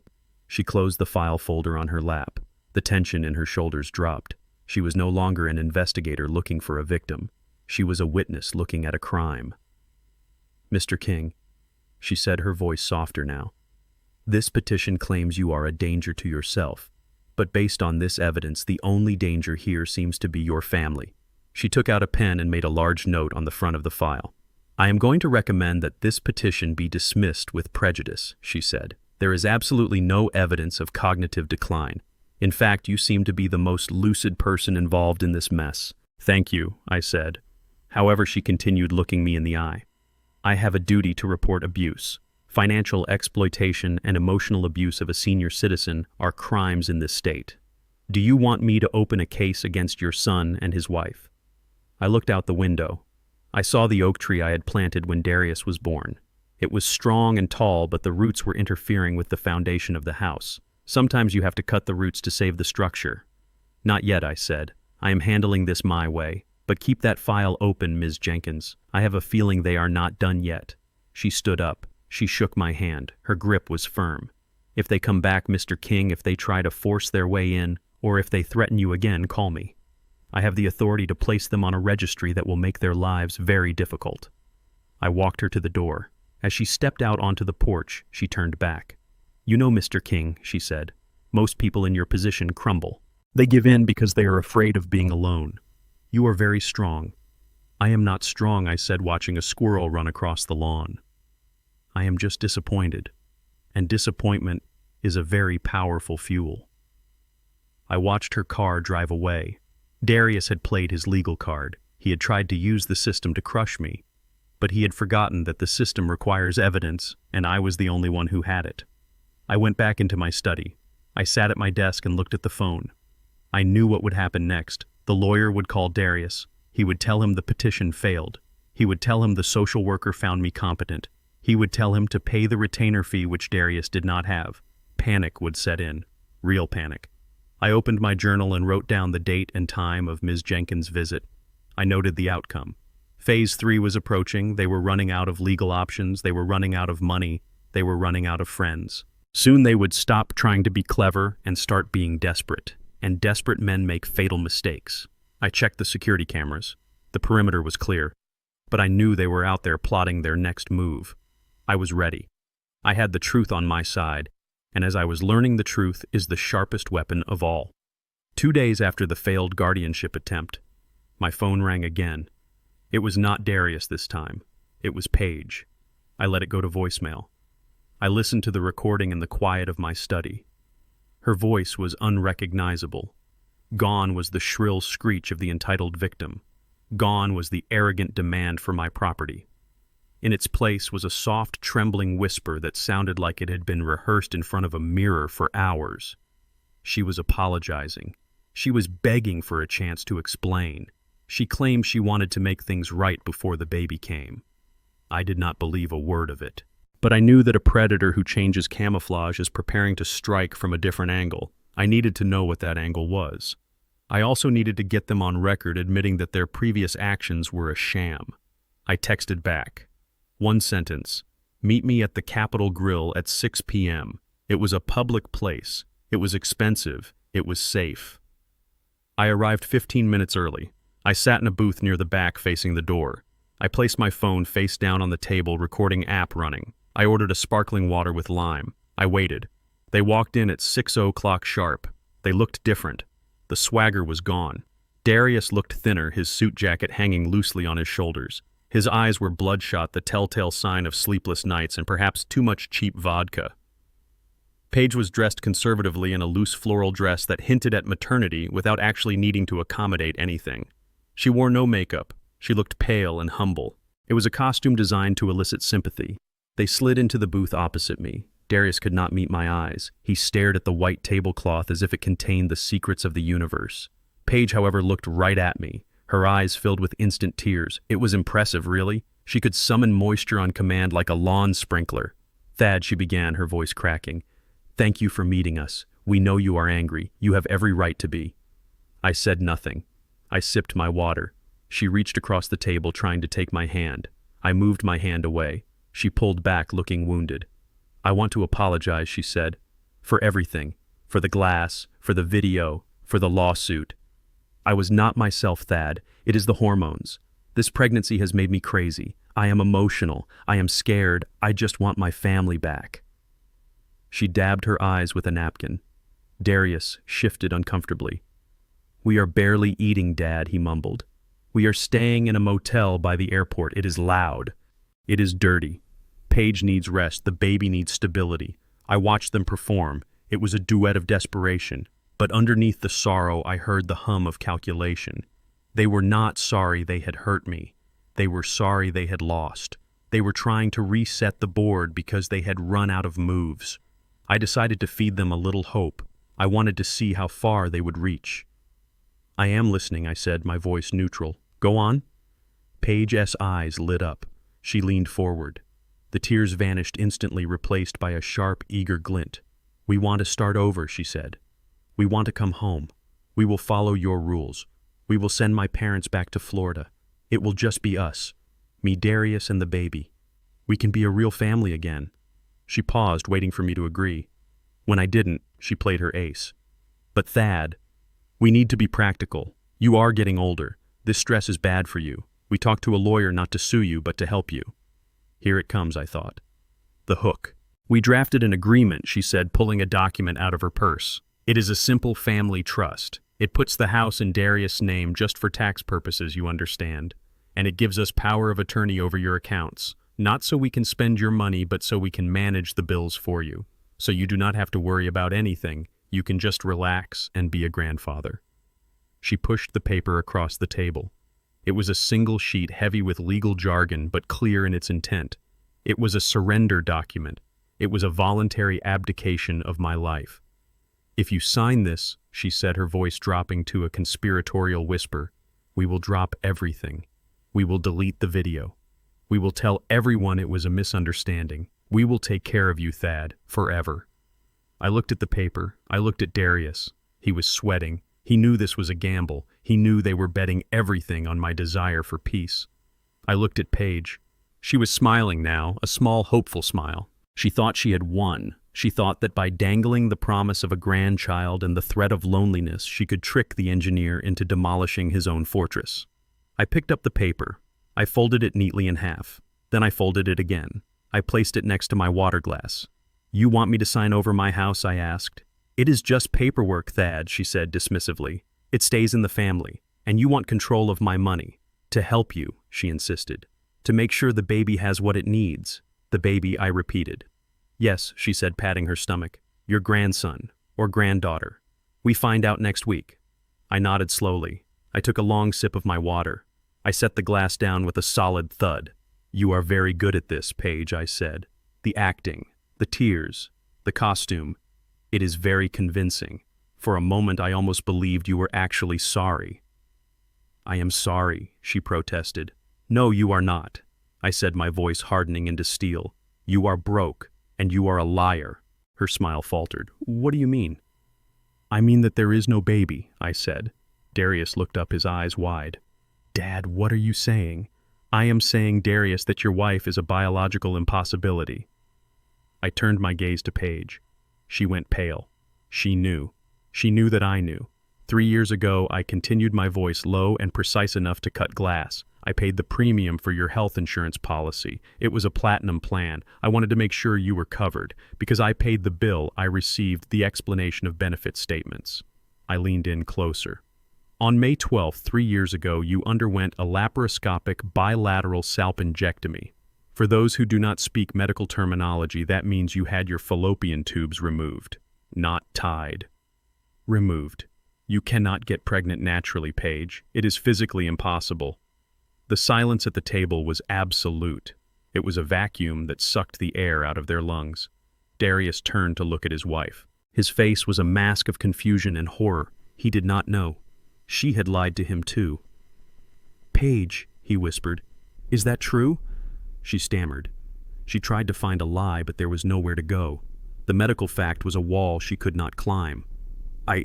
I can explain, she choked out. It was a medical necessity. I didn't want to worry you. You told me you were pregnant last week, Darius said, his voice rising. You told me that is why we needed the money. You told me that is why we had to get the house. I watched the alliance fracture. I watched the foundation of their marriage crack under the weight of the truth. Thad. Please, Paige hissed, turning back to me, desperation clawing at her throat. Do not do this. I am not doing anything, I said. I am just stating facts. You are not pregnant. You were never pregnant. You used a non-existent child as a weapon to extort money from me and to manipulate your husband. You lied to the public, you lied to the court, and you lied to the man sitting next to you. I picked up the folded legal document. I tore it in half. Then I tore it again. There will be no trust, I said. There will be no power of attorney. There will be no reconciliation. I stood up. I picked up my phone. I stopped the recording. I have this entire conversation on tape, I told them. I have you admitting that the video was a leverage tactic. I have you admitting that the guardianship was a ploy for money. And I have you lying about a pregnancy to coerce a signature. I looked at Darius. He was slumped in the booth, broken. He was realizing that his entire rebellion, his entire war against his father had been fought for a lie. You have a choice, Darius, I said. You can stay with the woman who played you for a fool, or you can walk away. But do not look to me for salvation. I am done saving you. I threw a $20 bill on the table. It was enough for my water. Enjoy your dinner, I said. I assume you can pay for it this time. I walked away. I did not look back. I heard Paige sobbing behind me, but this time the sound brought me no guilt. It was the sound of a trap snapping shut on the leg of the wolf. I walked out into the evening air. The city lights were coming on. I felt a strange sense of lightness. The secret was out. The lie was exposed. They had tried to use a child to bind me, but they had only used a phantom. I got into my car and drove home. As I drove, I thought about the look on Darius's face. It was the look of a man falling from a great height. I had built the bridge that held him up for 32 years. Tonight, I had watched him burn it down and fall into the chasm below. Phase 2 was complete. They were turning on each other. The money was gone. The lies were exposed. Now it was time for the final blow. It was time to show them who Hank and Brenda really were. It was time to reveal the parasites for what they truly were. I pulled into my driveway. The new locks gleamed in the moonlight. I was safe. I was alone. And I was winning. The morning after the dinner at the Capitol Grill, silence returned to my home, but it was not the peace of solitude. It was the quiet before the detonation of a landmine. I sat in my study, surrounded by the hum of my servers and the faint smell of old paper. The courier arrived at 10 o'clock sharp. He handed me a thick manila envelope sealed with red security tape. It was from Marcus Vance, my private investigator. I placed the envelope on my desk. I did not open it immediately. I poured myself a cup of coffee, black and hot. I looked at the package. It represented the final piece of the puzzle, the answer to the question that had plagued me since Easter. Why were they so desperate? Why did they need to move in immediately? Why did they react with such violence when I said no? It was not just about saving money on a hotel, it was about survival. I slit the tape with my letter opener. I slid the contents out onto the mahogany surface. It was a dossier thick with photographs, court documents, and financial records. The first photograph showed Hank and Brenda standing in front of a modest ranch house in Florida. The house was a ruin. The roof had collapsed and there was water damage visible on the stucco walls. I picked up the summary report. Hank and Brenda were not just down on their luck. They were fugitives. 6 months ago, they had filed a massive insurance claim for water damage and structural failure, alleging that a sinkhole had opened up beneath their foundation. They claimed the house was a total loss. The insurance company paid out $300,000. But insurance investigators are like engineers. They understand that structures do not lie. A follow-up investigation revealed that the sinkhole was man-made. Hank had used high-pressure water pumps to erode the soil beneath his own slab. He had deliberately sabotaged the foundation of his own home to commit fraud. By the time the authorities issued a warrant for their arrest, the money was gone. They had cashed the check and vanished. They were currently wanted in the state of Florida for insurance fraud, grand theft, and conspiracy. There were active bench warrants for their arrest for failure to appear in court. I leaned back in my chair. The pieces slammed into place with the precision of a steel trap. They did not want to move into my East Wing because they missed their daughter. They did not want to live with me because they were temporarily embarrassed financially. They needed a hideout. They needed a physical address that was not connected to their names so they could lay low while the heat died down. They needed a fortress where they could disappear behind the walls of a respectable citizen. And I was the perfect patsy. A wealthy old man with a big house and a reputation for privacy. If they had established residency in my home, they would have been invisible. They would have used my address to dodge process servers. And if the police ever came knocking, they would have claimed they were just visiting elderly relatives.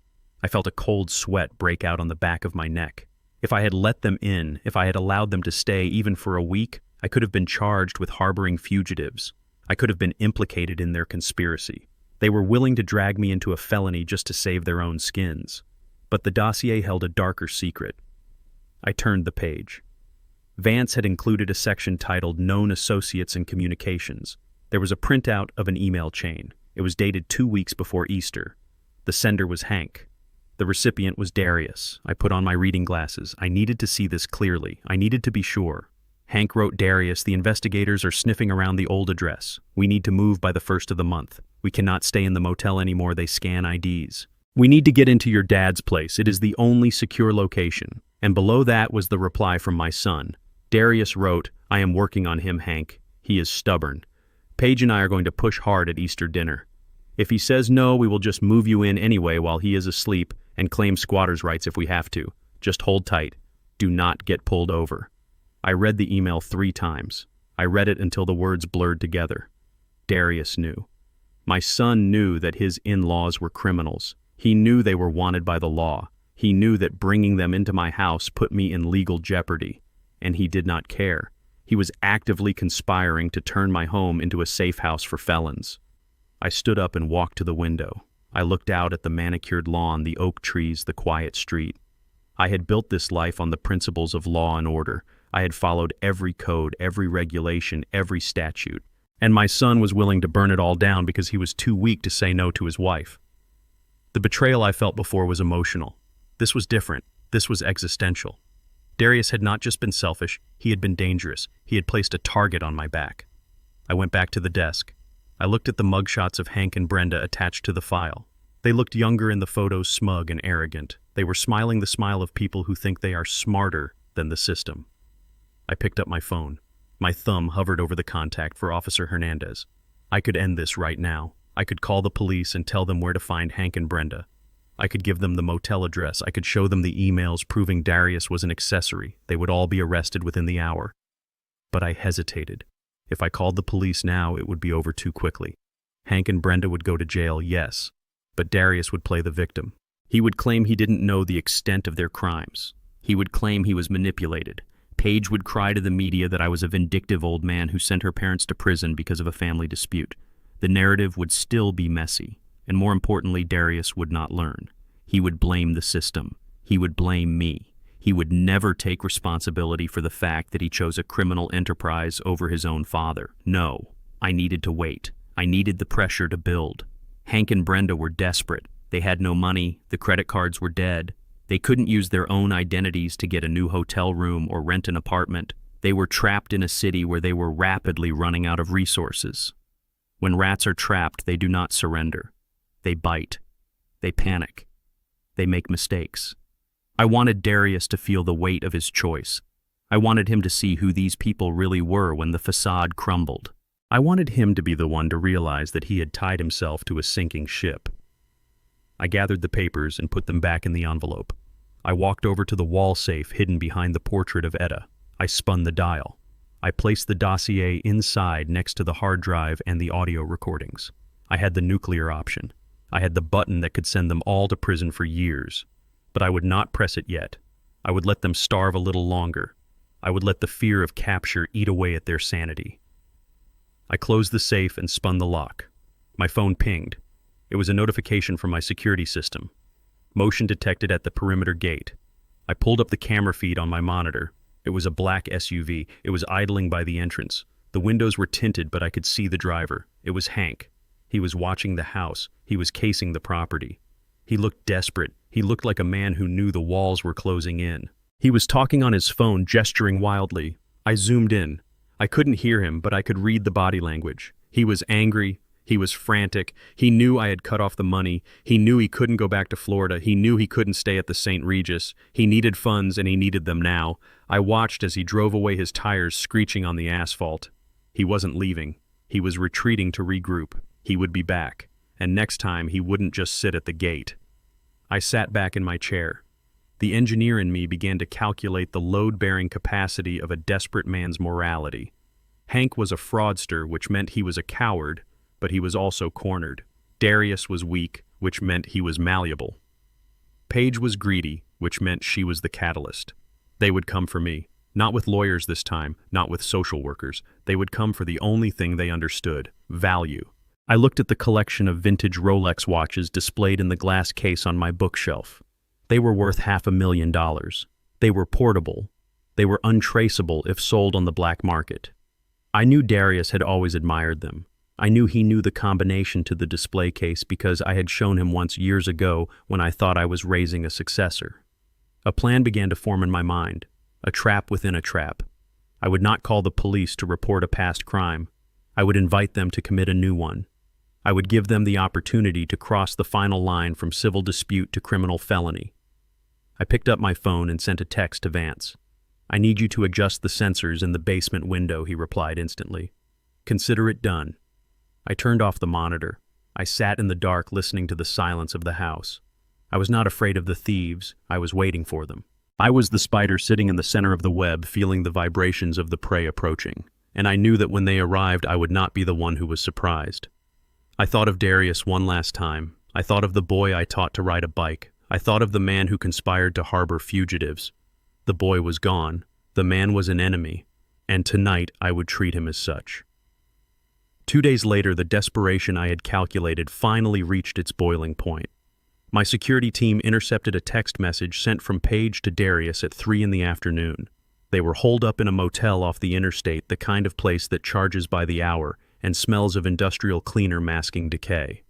The St. Regis had evicted them when the credit card declined, and Hank had refused to dip into his flight fund to cover the bill. They were cornered rats, and cornered rats do not think they react. The text read simply, "Get the watches. We can fence them in Miami. Do it tonight or I am leaving you."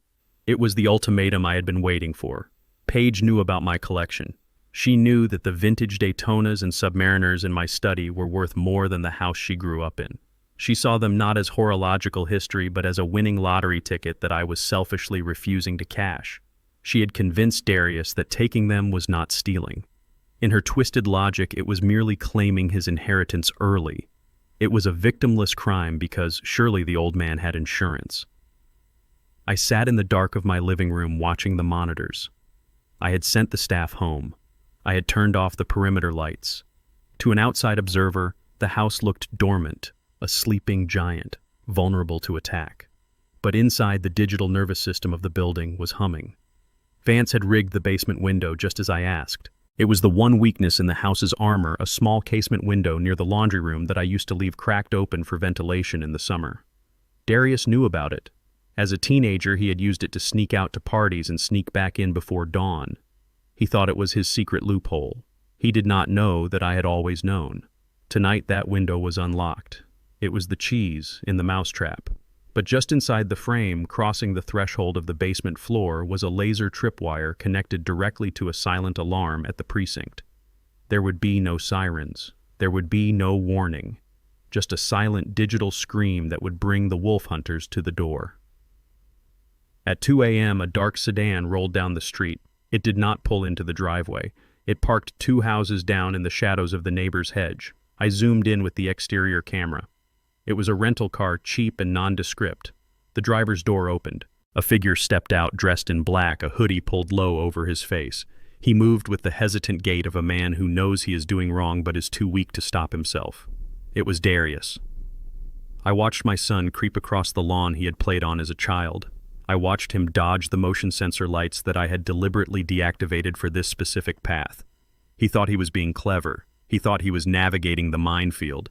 He did not realize the minefield was guiding him. He reached the side of the house. He crouched by the basement window. He pushed against the frame. It slid open silently thanks to the fresh grease I had applied that afternoon. He slipped inside feet first. On my monitor, a red light blinked. The silent alarm was triggered. The signal was out. The police were en route. ETA 4 minutes. I switched the camera feed to the interior basement view. Darius landed softly on the concrete floor. He pulled a flashlight from his pocket and clicked it on. The beam cut through the darkness, illuminating the washing machine and the shelves of old paint cans. He paused, listening. He was terrified. I could see the tremor in his hand as he swept the light around the room. He moved toward the stairs. He crept up to the main floor. I sat in the study on the second floor, the door slightly ajar. I could hear the floorboards creak downstairs. I knew exactly which board it was, the one in the hallway outside the kitchen. I had meant to fix it for years. Now it was an early warning system. He was heading for the study. He was coming for the watches. I checked the GPS tracker on the police units. They were turning onto my street. Silent approach. Lights off. Darius reached the study door. He pushed it open. He swept his flashlight across the room until it landed on the glass display case. The gold and steel of the watches glinted in the beam. He exhaled a shaky breath. He moved quickly now, driven by adrenaline and greed. He reached into his pocket and pulled out a small pry bar. He was going to force the lock. He didn't even know the combination anymore, or perhaps he just didn't care to try. He jammed the metal bar into the gap of the glass door. The sound of cracking wood was loud in the silence. He leveraged it. The lock snapped. The door swung open. He reached in, grabbing the watches by the handful, stuffing them into the pockets of his hoodie. A 1970s GMT Master, a rare Milgauss, pieces of history disappearing into the pouch of a thief. Outside, blue lights washed over the walls silently. No sirens, just the sudden strobing illumination of justice. Darius froze. He saw the lights reflecting off the glass case. He turned toward the window and saw the police cruisers blocking the driveway. He panicked. He dropped the pry bar. It clattered onto the hardwood floor. He turned to run back the way he came, back to the basement, back to the hole he had crawled out of. But it was too late. The front door crashed open. The battering ram hit the oak with a thunderous boom that shook the house. Police, federal agents, get on the ground. The shouting was immediate and overwhelming. Heavy boots thundered into the foyer. Flashlight beams cut through the air like lightsabers, crossing and blinding. Darius scrambled into the hallway. He ran right into the wall of tactical gear and drawn weapons. "Show me your hands. Drop to your knees," he screamed. It was a high-pitched sound of pure terror. "Don't shoot! Don't shoot!" I stood up from my chair. I walked out of the study and onto the landing of the grand staircase. I looked down into the foyer. Darius was on his knees, his hands clasped behind his head. 3 officers had their weapons trained on him. One was moving in to cuff him. His hood had fallen back. His face was pressed against the floorboards. He was sobbing. "Dad," he screamed into the wood. "Dad, tell them I live here." The officer yanked his arms back and snapped the handcuffs on. The metallic ratcheting sound echoed through the high-ceilinged space. I walked slowly down the stairs. My hand trailed along the banister. I was wearing my silk robe and slippers, looking every inch the disturbed homeowner woken by an intruder. Officer Hernandez looked up. She lowered her weapon when she saw me. "Mr. King, are you all right?" she asked. We got the silent alarm. We caught him in the act. They hauled Darius to his feet. He looked up at me. His face was streaked with tears and snot. His eyes were wide, desperate, pleading. He looked like the boy who used to scrape his knees and come running for a bandage. But he wasn't that boy. He was a man with my watches in his pocket and betrayal in his heart. "Dad, please," Darius begged. "Tell them it is a mistake. Tell them I am allowed to be here. I was just getting my stuff." The officer reached into Darius's pocket and pulled out the watches. He held them up. The gold gleamed under the tactical lights. "Is this his stuff, Mr. King?" the officer asked. I stopped on the bottom step. I looked at the watches. I looked at the broken pry bar lying on the floor of my study, visible through the open door. I looked at the window he had forced. Then I looked at my son. I looked for a trace of the child I had raised. I looked for the young man I had sent to college. I looked for any spark of honor or dignity. I found none. I saw only a stranger, a desperate, greedy stranger who would sell his own father for a night in a hotel. I looked the officer in the eye. "I do not know this man," I said. My voice was calm, steady, and cold as the grave. Darius gasped as if I had struck him. "Dad." "No, it's me. It's Darius." This man broke into my home. I continued ignoring his screams. He bypassed my security. He damaged my property. And he was caught stealing valuables worth over $500,000. I want to press charges, full extent of the law, burglary, grand larceny, trespassing. "But he is your son," Officer Hernandez said quietly, checking to make sure I understood the gravity of my words. "My son died a long time ago," I said. "This is just a thief with a familiar face. Take him away." Darius began to struggle. He screamed. He cursed. He called me names that no father should ever hear. He called me a monster. He called me evil. He called me selfish. They dragged him out the door. He kicked and thrashed, but the officers were stronger. They shoved him into the back of the cruiser. I watched through the open door as the heavy door slammed shut, sealing him in a cage of his own making. I stood in the foyer alone again. The officers began to process the scene, taking photos of the broken lock, the open window, the pry bar. They bagged the watches as evidence. I felt a vibration in my pocket. I pulled out my phone. It was a text from Paige. "Did you get them? Let me know when you are clear." I looked at the message. She was waiting. She was sitting in that motel room waiting for her payday. She didn't know that her pawn had been captured. She didn't know the game was over. I did not reply. I let her wait. The silence would be her first punishment. The knock on her motel door that was coming next would be her second. I turned to Officer Hernandez. "There is an accomplice," I said. He was acting under instruction. "I have the text messages to prove conspiracy." Her eyes widened. "Who?" "His wife," I said. "Paige King. She is at the Motel 6 on the interstate, room 114. Go get her." As the second squad car peeled out of the driveway, sirens finally wailing, I walked back upstairs. I went into my study. I picked up the picture frame that lay face down on my desk. It was a photo of Darius at his graduation, smiling, holding his diploma. I looked at it for a long moment. Then I opened the trash can and let it drop. Phase 3 was complete. The trap had sprung. The rat was caught. And now the nest was about to be burned to the ground. The visiting room of the Fulton County Jail smelled of industrial disinfectant and stale sweat. It was a smell I recognized from construction sites where the portable toilets had not been cleaned, a scent of containment and waste. I sat on a metal stool bolted to the floor. A thick pane of plexiglass separated me from the empty chair on the other side. I placed my hands on the counter. They were steady. I was not here as a father. I was here as a negotiator offering terms of surrender. The door on the inmate side buzzed open. Darius walked in. He was wearing an orange jumpsuit that hung loosely on his frame. His wrists were shackled to his waist. His ankles were chained. He shuffled toward the chair, his head down. He looked 10 years older than he had the night before. His face was swollen from crying. His hair was matted. He sat down and looked at me. His eyes were red-rimmed holes of misery. He picked up the phone receiver. I did the same. Dad, he croaked, his voice tinny through the speaker. You have to get me out of here. It is terrible in here. I am scared. I looked at him. I did not feel pity. I felt the clinical detachment of a surgeon looking at a gangrenous limb. You broke into my house, Darius, I said, my voice flat. You committed a felony. This is where felons go. It was Paige, he sobbed, leaning his forehead against the glass. She made me do it. She said we needed the money. She said you owed us. She said you would never press charges. She forced me, Dad. I didn't want to do it. I watched him crumble. It was his standard defense mechanism. Whenever life got hard, he pointed a finger at someone else. It was the teacher's fault he failed math. It was the coach's fault he didn't make the team. It was my fault he didn't have money. Now it was Paige's fault he was a thief. She did not hold a gun to your head, I said. You picked up the pry bar. You broke the lock. You put the watches in your pocket. But I was desperate, he pleaded. We had nothing.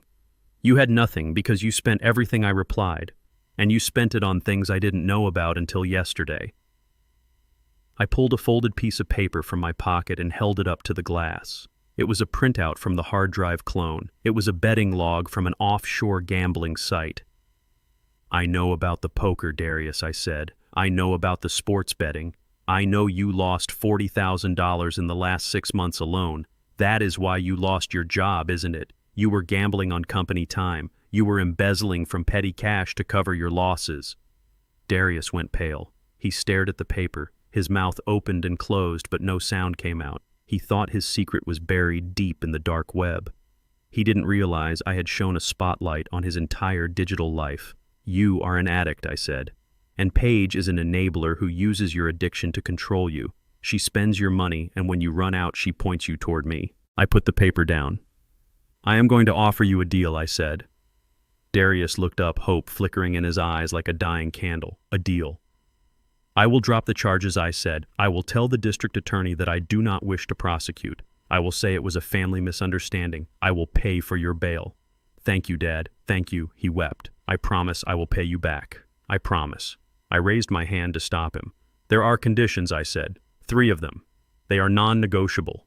He nodded eagerly. Anything. Anything. Condition 1, I said, holding up a finger. You will file for divorce immediately. Today. My lawyer has the papers ready. You will cut all contact with Paige. No texts, no calls, no letters. She is a cancer and you are going to cut her out. Darius hesitated. His eyes darted to the side.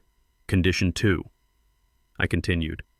You will tell the police exactly where Hank and Brenda are hiding. I know they are in town. I know they are waiting for the money from the watches. You will give up their location, and you will testify against them regarding the insurance fraud conspiracy. Darius swallowed hard. He looked sick. Condition 3. I finished. You will enter an inpatient rehabilitation facility for gambling addiction. I have already selected one in Arizona. It is a 12-month program. It is locked down. No phone, no internet. You will go there directly from this jail. You will complete the program. If you leave early, the deal is void and I will refile the charges.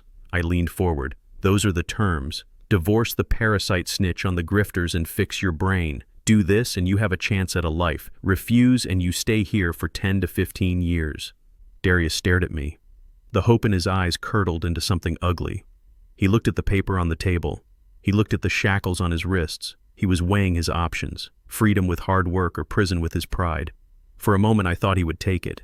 I saw the logic fighting through the fog of his weakness. But then I saw the other thing. The thing Paige had planted in him. The deep-seated resentment of a son who felt he was owed the world. I cannot divorce her, he whispered. She is my wife. She is pregnant. She is not pregnant, I snapped. I told you that at the restaurant. She had her tubes removed. She is lying to you, Darius. She has always been lying to you. She told me that was a mistake, he said, his voice rising, gaining a frantic defensive edge. She said the medical records were wrong. She said you forged them to break us up. She loves me, Dad. She is the only one who understands me. You just want to control me. You have always wanted to control me. I looked at him with disbelief. He was choosing the lie. He was clinging to the fantasy because the reality that he was a fool was too painful to accept. She sent you to rob me, I reminded him. She is in a motel room right now, probably packing her bags to leave you because you failed. No, he shouted, slamming his hand against the glass. She is waiting for me. We are a team. You are just a jealous old man who wants everyone to be as miserable as you are. You want to ship me off to Arizona so you can forget about me. You want to lock me up in a rehab center like a child. I am trying to save your life, I said, my voice rising for the first time. I do not want your saving, he spat. I do not want your deals. I do not want your conditions. You think you can buy everyone. You think you can dictate how I live just because you have money. Well, you cannot buy me. You are already bought, I said. Paige bought you with lies and sex, and you sold yourself for cheap.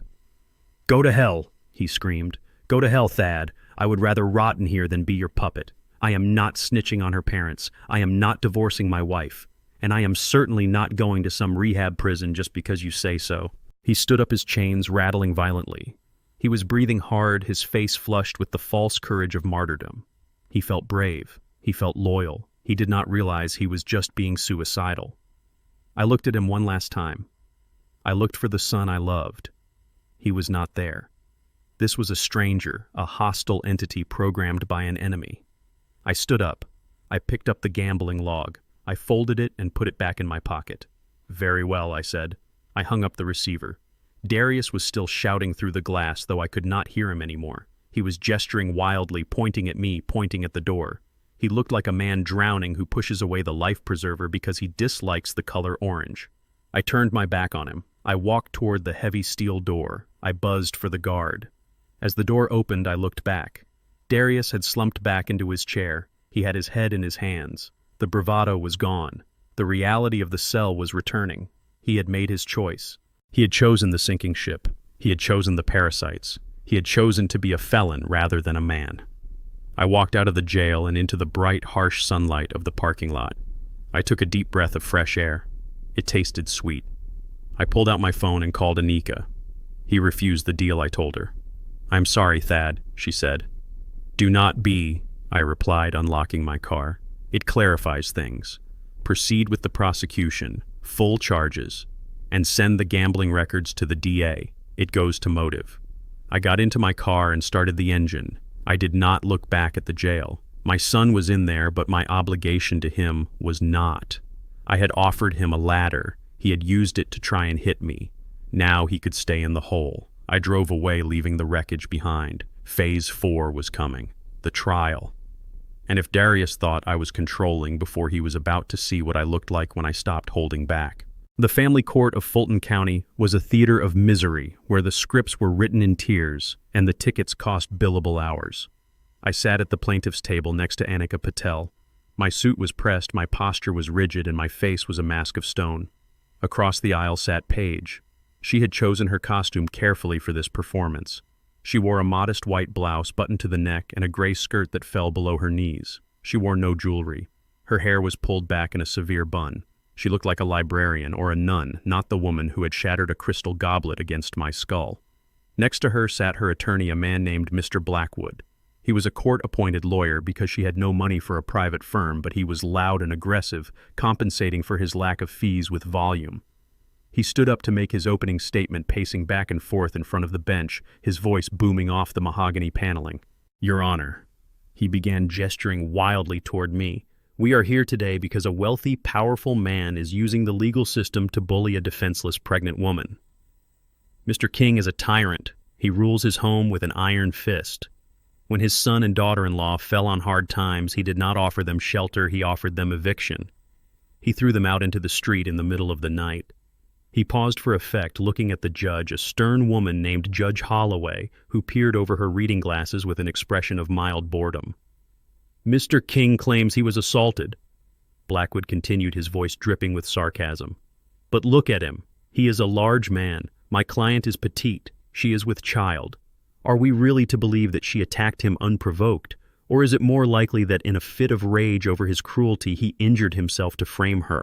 Or perhaps he became aggressive, and she raised a hand to protect her unborn baby. I listened to the lies. They washed over me like dirty water. I did not flinch. I did not object. I let him paint his picture. I let him build his house of cards. Paige sat with her head bowed, dabbing her eyes with a tissue. She was shaking her shoulders, mimicking the silent sobs of the heartbroken. It was a good performance. If I did not know the truth, I might have felt sorry for her. Mr. Blackwood called Paige to the stand. She walked up slowly, holding the railing as if she were frail. She swore to tell the truth. "Paige," he asked softly, "did you attack your father-in-law?" "No," she whispered into the microphone. "I would never hurt anyone. I was begging him to let my parents stay. He got so angry. He started yelling. He threw a plate. I was scared. I raised my hand to cover my face and he just went crazy." She looked at the judge, tears streaming down her face. "He cut himself, Your Honor. He smashed a glass against the table and cut his own head just so he could call the police. He told me he would destroy us. He said he had enough money to buy the law." Judge Holloway looked at me. Her eyes were hard. Accusations of judicial corruption did not sit well with her. "Is that all Mr. Blackwood asked?" "Yes," Paige said, sniffing. "I just want to be safe. I want him to leave us alone." Annika stood up. She did not cross-examine Paige. She did not ask her to clarify her lies. She simply looked at the judge. "Your Honor?" Annika said, her voice cool and crisp. "The defense has presented a very moving story. However, we prefer to rely on objective reality. We have evidence that directly contradicts every word the defendant just said." She gestured to the large monitor mounted on the wall to the left of the witness stand. "We would like to enter into Evidence Exhibit A. This is security camera footage from the dining room of Mr. King's residence recorded on the night of the incident. It includes high-fidelity audio." Mr. Blackwood jumped up. "Objection. We have not verified the authenticity of this video," overruled Judge Holloway said, leaning forward. "Play the tape." The screen flickered to life. The courtroom darkened slightly. The video started. It showed the dining room. It showed the Easter dinner. It showed me sitting calmly at the head of the table. It showed Paige standing up, her face twisted in a snarl that looked nothing like the demure woman currently sitting in the witness box. The audio filled the courtroom. "You are a monster," Paige's recorded voice screamed, shrill and hateful. "You are a selfish old man." The video showed me calmly refusing her request. It showed Darius sitting silently. It showed the escalation. And then it happened. The moment of violence was frozen in high definition. Paige grabbed the glass. There was no self-defense. There was no fear. There was only pure, unadulterated aggression. She wound up and threw the glass with the precision of a baseball pitcher. The sound of the impact echoed through the speakers, a sickening wet thud followed by the crash of shattering crystal. The courtroom gasped. Even the bailiff flinched. The video continued. It showed me bleeding. It showed me leaving. It showed Paige not crying, not trembling, but standing there panting with rage. And then came the second part of the video, the part Mr. Blackwood had not anticipated. The video showed the aftermath. It showed me walking out the door. And it showed Paige turning to the mirror in the hallway. "Look at this," she said on the recording, her voice clear. She reached into her purse. She pulled out the tube of purple lipstick. "I am going to ruin him," she laughed. The courtroom watched in stunned silence as she drew the fake bruise on her arm.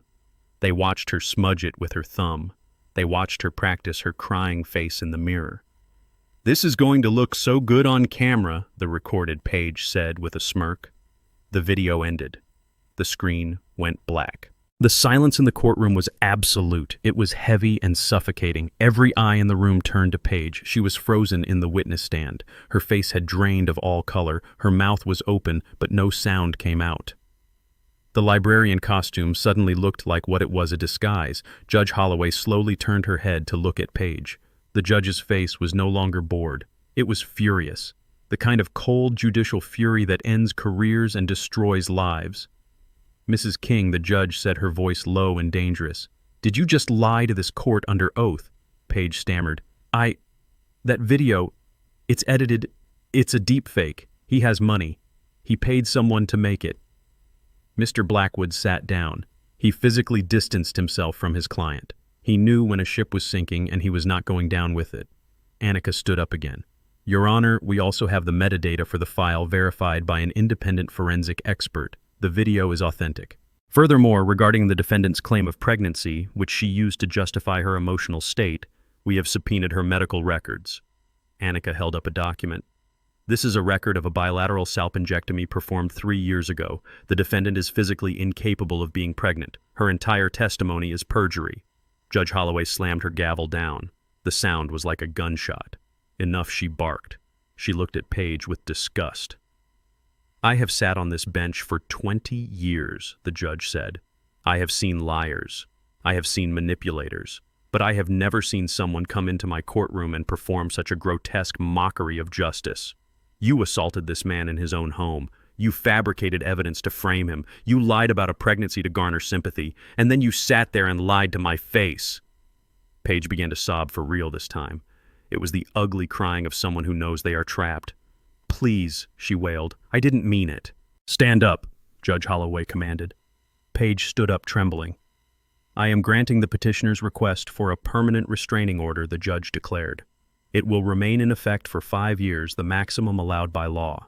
You are to have no contact with Mr. King. You are to stay 500 yards away from his home, his place of business, and his person. If you violate this order, you will go to jail immediately. Do you understand? Yes, Paige whispered. Furthermore, the judge continued, I am holding you in contempt of court for perjury.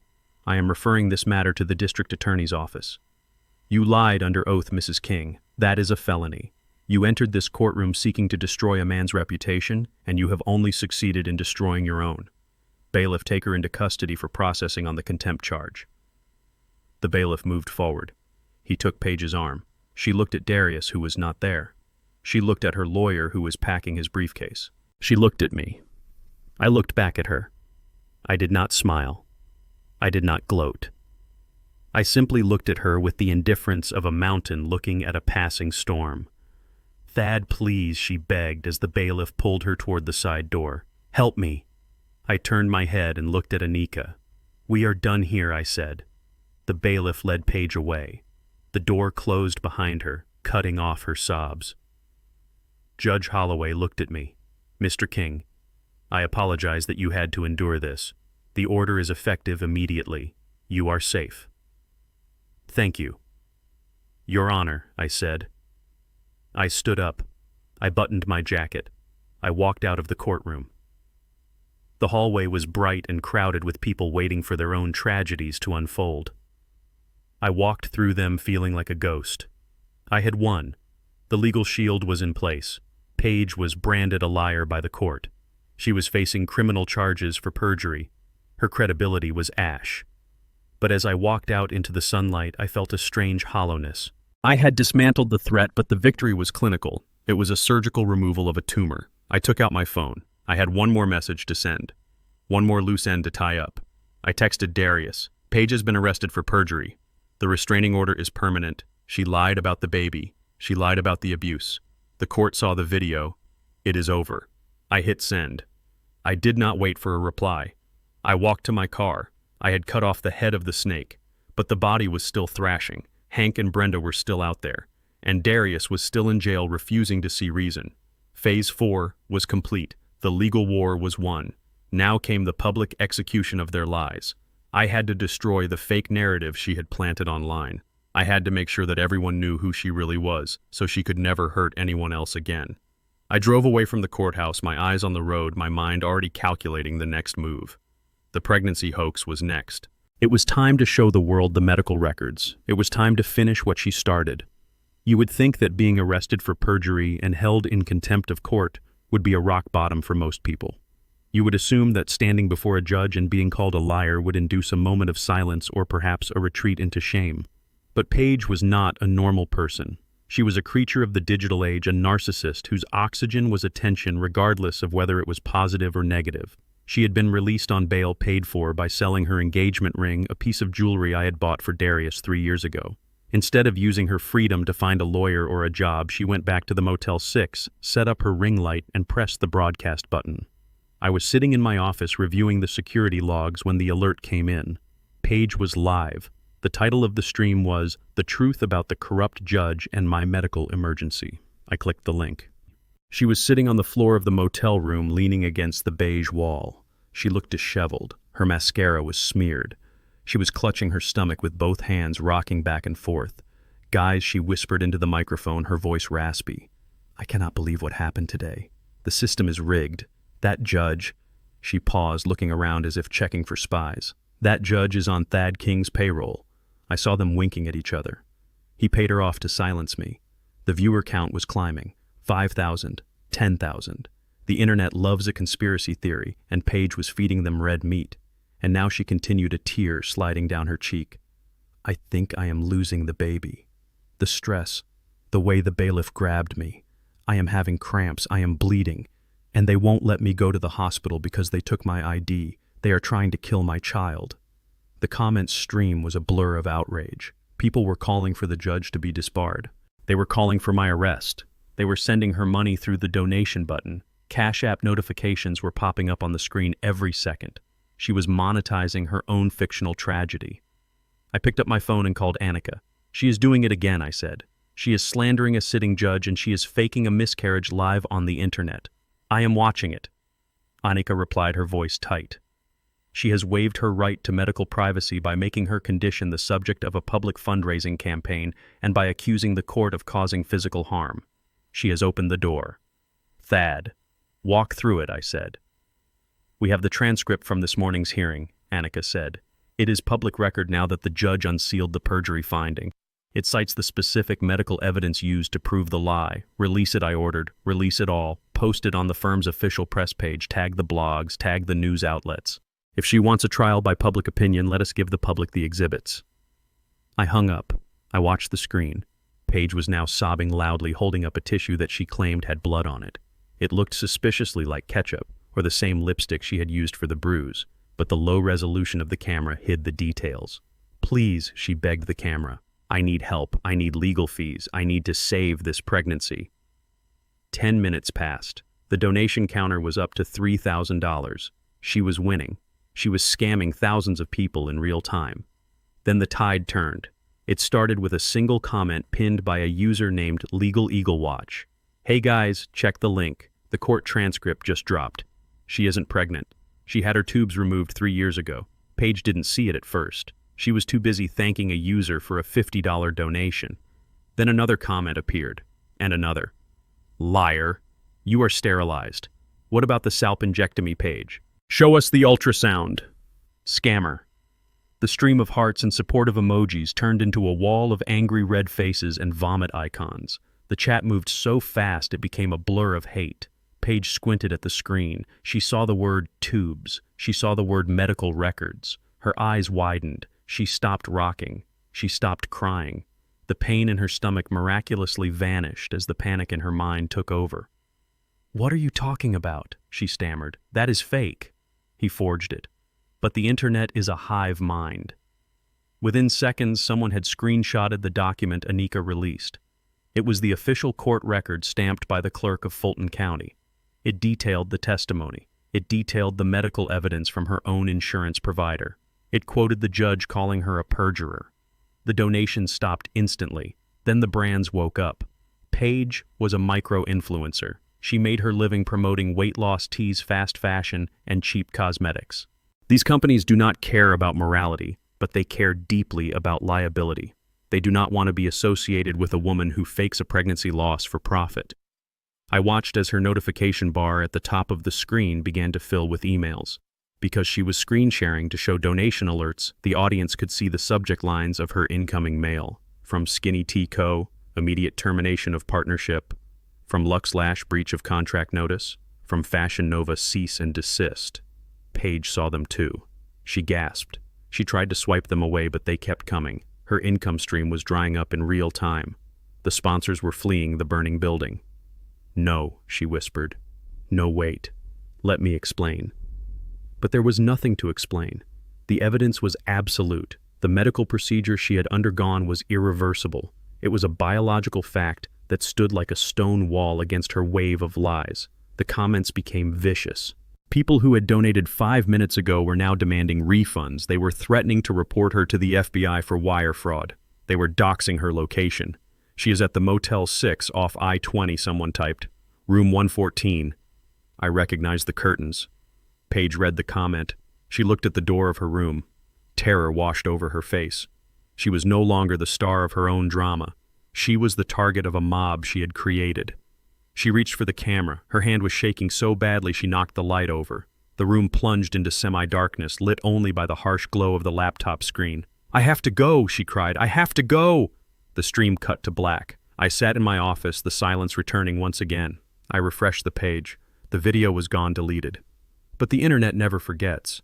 Clips of her reading the comments were already circulating on Twitter. The screenshots of the court documents were trending. She had wanted to be famous. She had wanted the world to know her name. Now they did. She was the woman who faked a baby for money. She was the woman who lied about abuse. She was a pariah. I felt a vibration in my pocket. It was a text from Darius. He was still in jail. He must have traded his commissary access for phone time. "Dad," he wrote, "they are showing Paige on the TV in the day room. They are saying she isn't pregnant. Is it true?" I looked at the text. Even now, after everything, he still had to ask. He still needed me to confirm reality for him because he had lived in her fantasy for so long. "It is true, Darius," I replied. "It has always been true." He did not reply. I closed my laptop. I stood up and walked to the kitchen. I made myself a cup of tea. My hands were steady. My heart rate was normal. I had stripped them of their home. I had stripped them of their money. I had stripped them of their lies. Paige was ruined. She would never make another dime online. Her reputation was ash. But the war was not over. Hank was still out there. He was a cornered animal. He had seen his daughter destroyed. He had seen his meal ticket go to jail.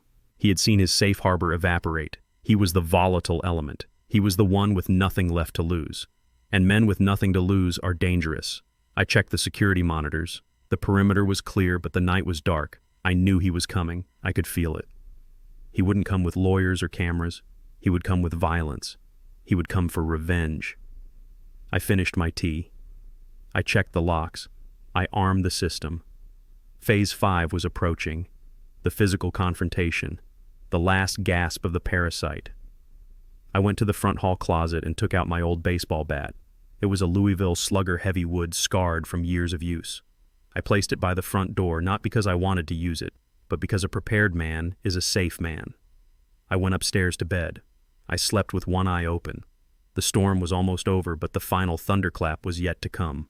It was 3 a.m. when the silence of the cul-de-sac was shattered by the screaming of an engine pushed to its limit. I was awake, sitting in my study with the lights off, watching the perimeter monitors. I knew he would come. Hank was a man whose entire life was a series of escapes, but tonight he had run out of road. The black SUV careened around the corner. It did not slow down. It mounted the curb, tearing up the zoysia grass I had cultivated for a decade. It plowed through the azalea bushes and slammed into the wrought iron gate with a deafening metallic crunch. The gate held, but the SUV's front end crumpled like a tin can. Steam hissed from the radiator into the cool night air. I did not flinch. I took a sip of my tea. The driver's door was kicked open. Hank stumbled out. He was wearing the same clothes he had worn at the steakhouse 3 days ago, now stained and wrinkled. He held a half-empty bottle of bourbon in one hand and an aluminum baseball bat in the other. He swayed on his feet, his face purple with rage and intoxication. "Thad," he screamed, his voice slurring. "Come out here, you coward. Come out here and face me like a man." He threw the bourbon bottle at the house. It shattered against the brick facade, leaving a wet stain below the living room window.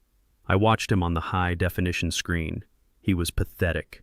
A man who had lived his life manipulating others, now reduced to a primitive state of violence. He marched up the driveway past the ruined gate. My vintage Mercedes was parked near the garage. I had left it there intentionally. It was insured. It was replaceable. It was a target. Hank raised the bat. He brought it down on the windshield of the Mercedes. The safety glass spiderwebbed with a sickening crack. He swung again. The side mirror flew off. He swung again, denting the hood. He was putting all his frustration, all his failure into every blow. I opened the app on my tablet. I navigated to the home automation controls. I could have called the local police immediately. They would have arrived in 5 minutes, but I had a different call to make first. I opened my email and sent a pre-drafted message to the tip line of the Florida Department of Law Enforcement Fugitive Task Force. It contained a single photo of Hank standing in my driveway, time-stamped now, along with the GPS coordinates. Subject fugitive Henry Miller, location confirmed, armed and dangerous. Then I turned back to the home controls. Hank was preparing to swing at the driver's side window. He was panting, sweating heavily. I pressed the button marked Irrigation System Zone 4. 12 high-pressure sprinkler heads popped up from the lawn and flower beds surrounding the driveway.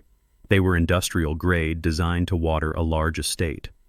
I had modified the pressure settings. Jets of cold water blasted Hank from every angle. He sputtered and slipped, dropping the bat.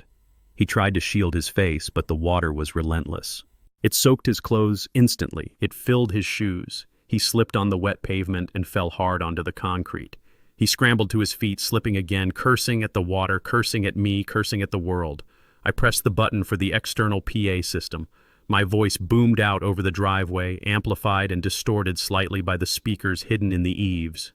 "Henry Miller," I said calmly into the microphone, "you are trespassing on private property. You are currently being recorded." Hank looked up at the house, searching for the source of the voice. He looked like a drowned rat. "Shut up," he screamed at the house. "Shut up and give me the money. You ruined my family. You owe me." "You ruined yourself, Hank," I replied, my voice echoing through the neighborhood. "And now you are going to pay the bill." He picked up the bat again. He charged toward the front door. He was going to try to break in. He was going to try to hurt me. I watched him come. I stood up and walked to the front hall. I picked up the Louisville Slugger I had left by the door. I stood ready. But he never made it to the porch. Blue and red lights flooded the street. Not just one cruiser, but 3. And behind them an unmarked sedan that I knew belonged to the federal marshals or the state task force. The response time was impressive when a fugitive warrant was involved. Hank froze. He turned around, blinking in the blinding glare of the spotlights. "Drop the weapon," a voice commanded over a loudspeaker. "Drop it now." Hank hesitated. For a second, I thought he might charge the police. I thought he might choose suicide by cop rather than face the consequences of his fraud. But Hank was a coward. He dropped the bat. It clanged on the driveway. He raised his shaking hands. "Get on the ground." Hank knelt in the water from the sprinklers, which I had not turned off. He lay face down on the wet pavement.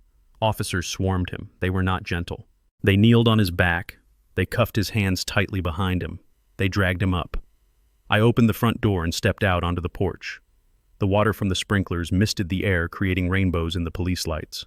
Officer Hernandez was there again. She walked up the driveway, stepping over the bat. "Mr. King." "Are you hurt?" she asked, shouting over the noise of the water. "I am fine," I said.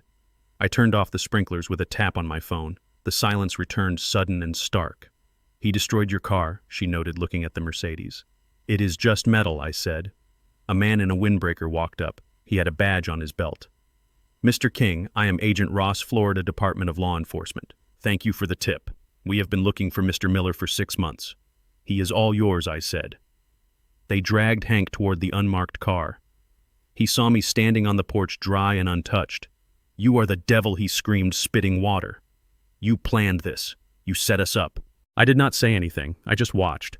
Then another car screeched to a halt at the end of the driveway. It was a taxi. The door flew open and Brenda spilled out. She was wearing a nightgown with a coat thrown over it. She must have been waiting in the cab down the street, watching to see if Hank succeeded. "Hank," she wailed, running toward the police line. "Do not take him. He is sick." He didn't mean it. An officer stopped her. "Ma, stay back." She saw Hank being shoved into the back of the federal car. She saw the handcuffs. She saw the end of her freedom. She turned to me. She ran up the driveway, her slippers slapping against the wet concrete. She stopped at the bottom of the porch steps. "How could you?" she sobbed. "We are family. We are your in-laws. How could you send him to prison? Who is going to take care of me?" I looked down at her. She was a woman who had spent her life grifting, lying, and enabling a criminal. She had mocked me in my own kitchen. She had conspired to put me in a home. "You have a daughter, Brenda," I said coldly. "I suggest you ask her." "Oh, wait, she is in jail too." Brenda wailed. It was a sound of pure self-pity. She fell to her knees on the wet driveway. "Please, Thad," she begged. "I have nowhere to go. I have no money. Let me stay in the guest room, just for a few nights, until I sort this out." I looked at her. I looked at the woman who had texted Paige saying I was a lonely old fool. "The guest room is closed," I said. "And so is the bank." Officer Hernandez approached Brenda. "Ma, you need to leave the property. The homeowner has a protective order against you as well." "But I have nowhere to go," she cried. "That is not a police matter," Hernandez said firmly. "Come on, let us get you a taxi to a shelter." They led her away. She looked back at me one last time. Her face was a mask of shock. She genuinely could not believe that her tears had not worked. She could not believe that I was immune to her manipulation. I watched as the convoy of police cars pulled away. Hank was gone, extradited to face felony fraud charges. Brenda was gone, sent to a homeless shelter. Paige was in jail. Darius was in jail. The driveway was empty except for the ruined car and the baseball bat. I walked down the steps. I picked up the bat. It was a cheap aluminum thing, dented from hitting my car. I walked over to the trash bin at the curb and dropped it inside. I looked at my house. The gate was smashed. The lawn was torn up. The window was broken. It was damaged, but it was standing. I went back inside. I locked the door. I set the alarm. I went into the kitchen and made myself a fresh cup of tea. I sat at the table and listened to the hum of the refrigerator. The parasites were gone. The infection was cleared. The fever had broken. I was alone. And for the first time in months, I felt completely safe. The war was entering its final phase, the cleanup. And I was very good at cleaning up.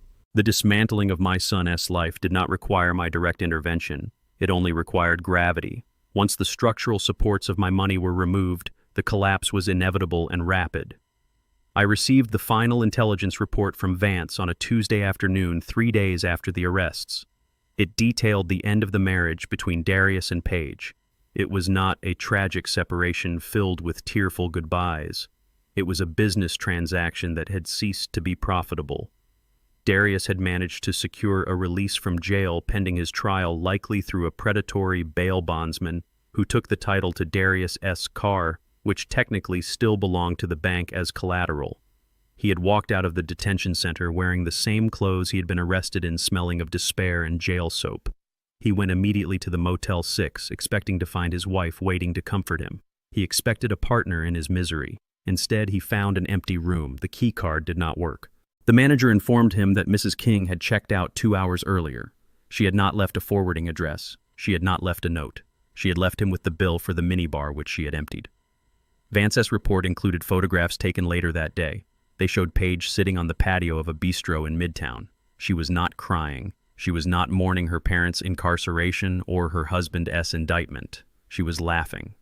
Across from her sat a man I recognized from the social columns, a real estate developer in his 60s, known for his liquidity and his fondness for younger women.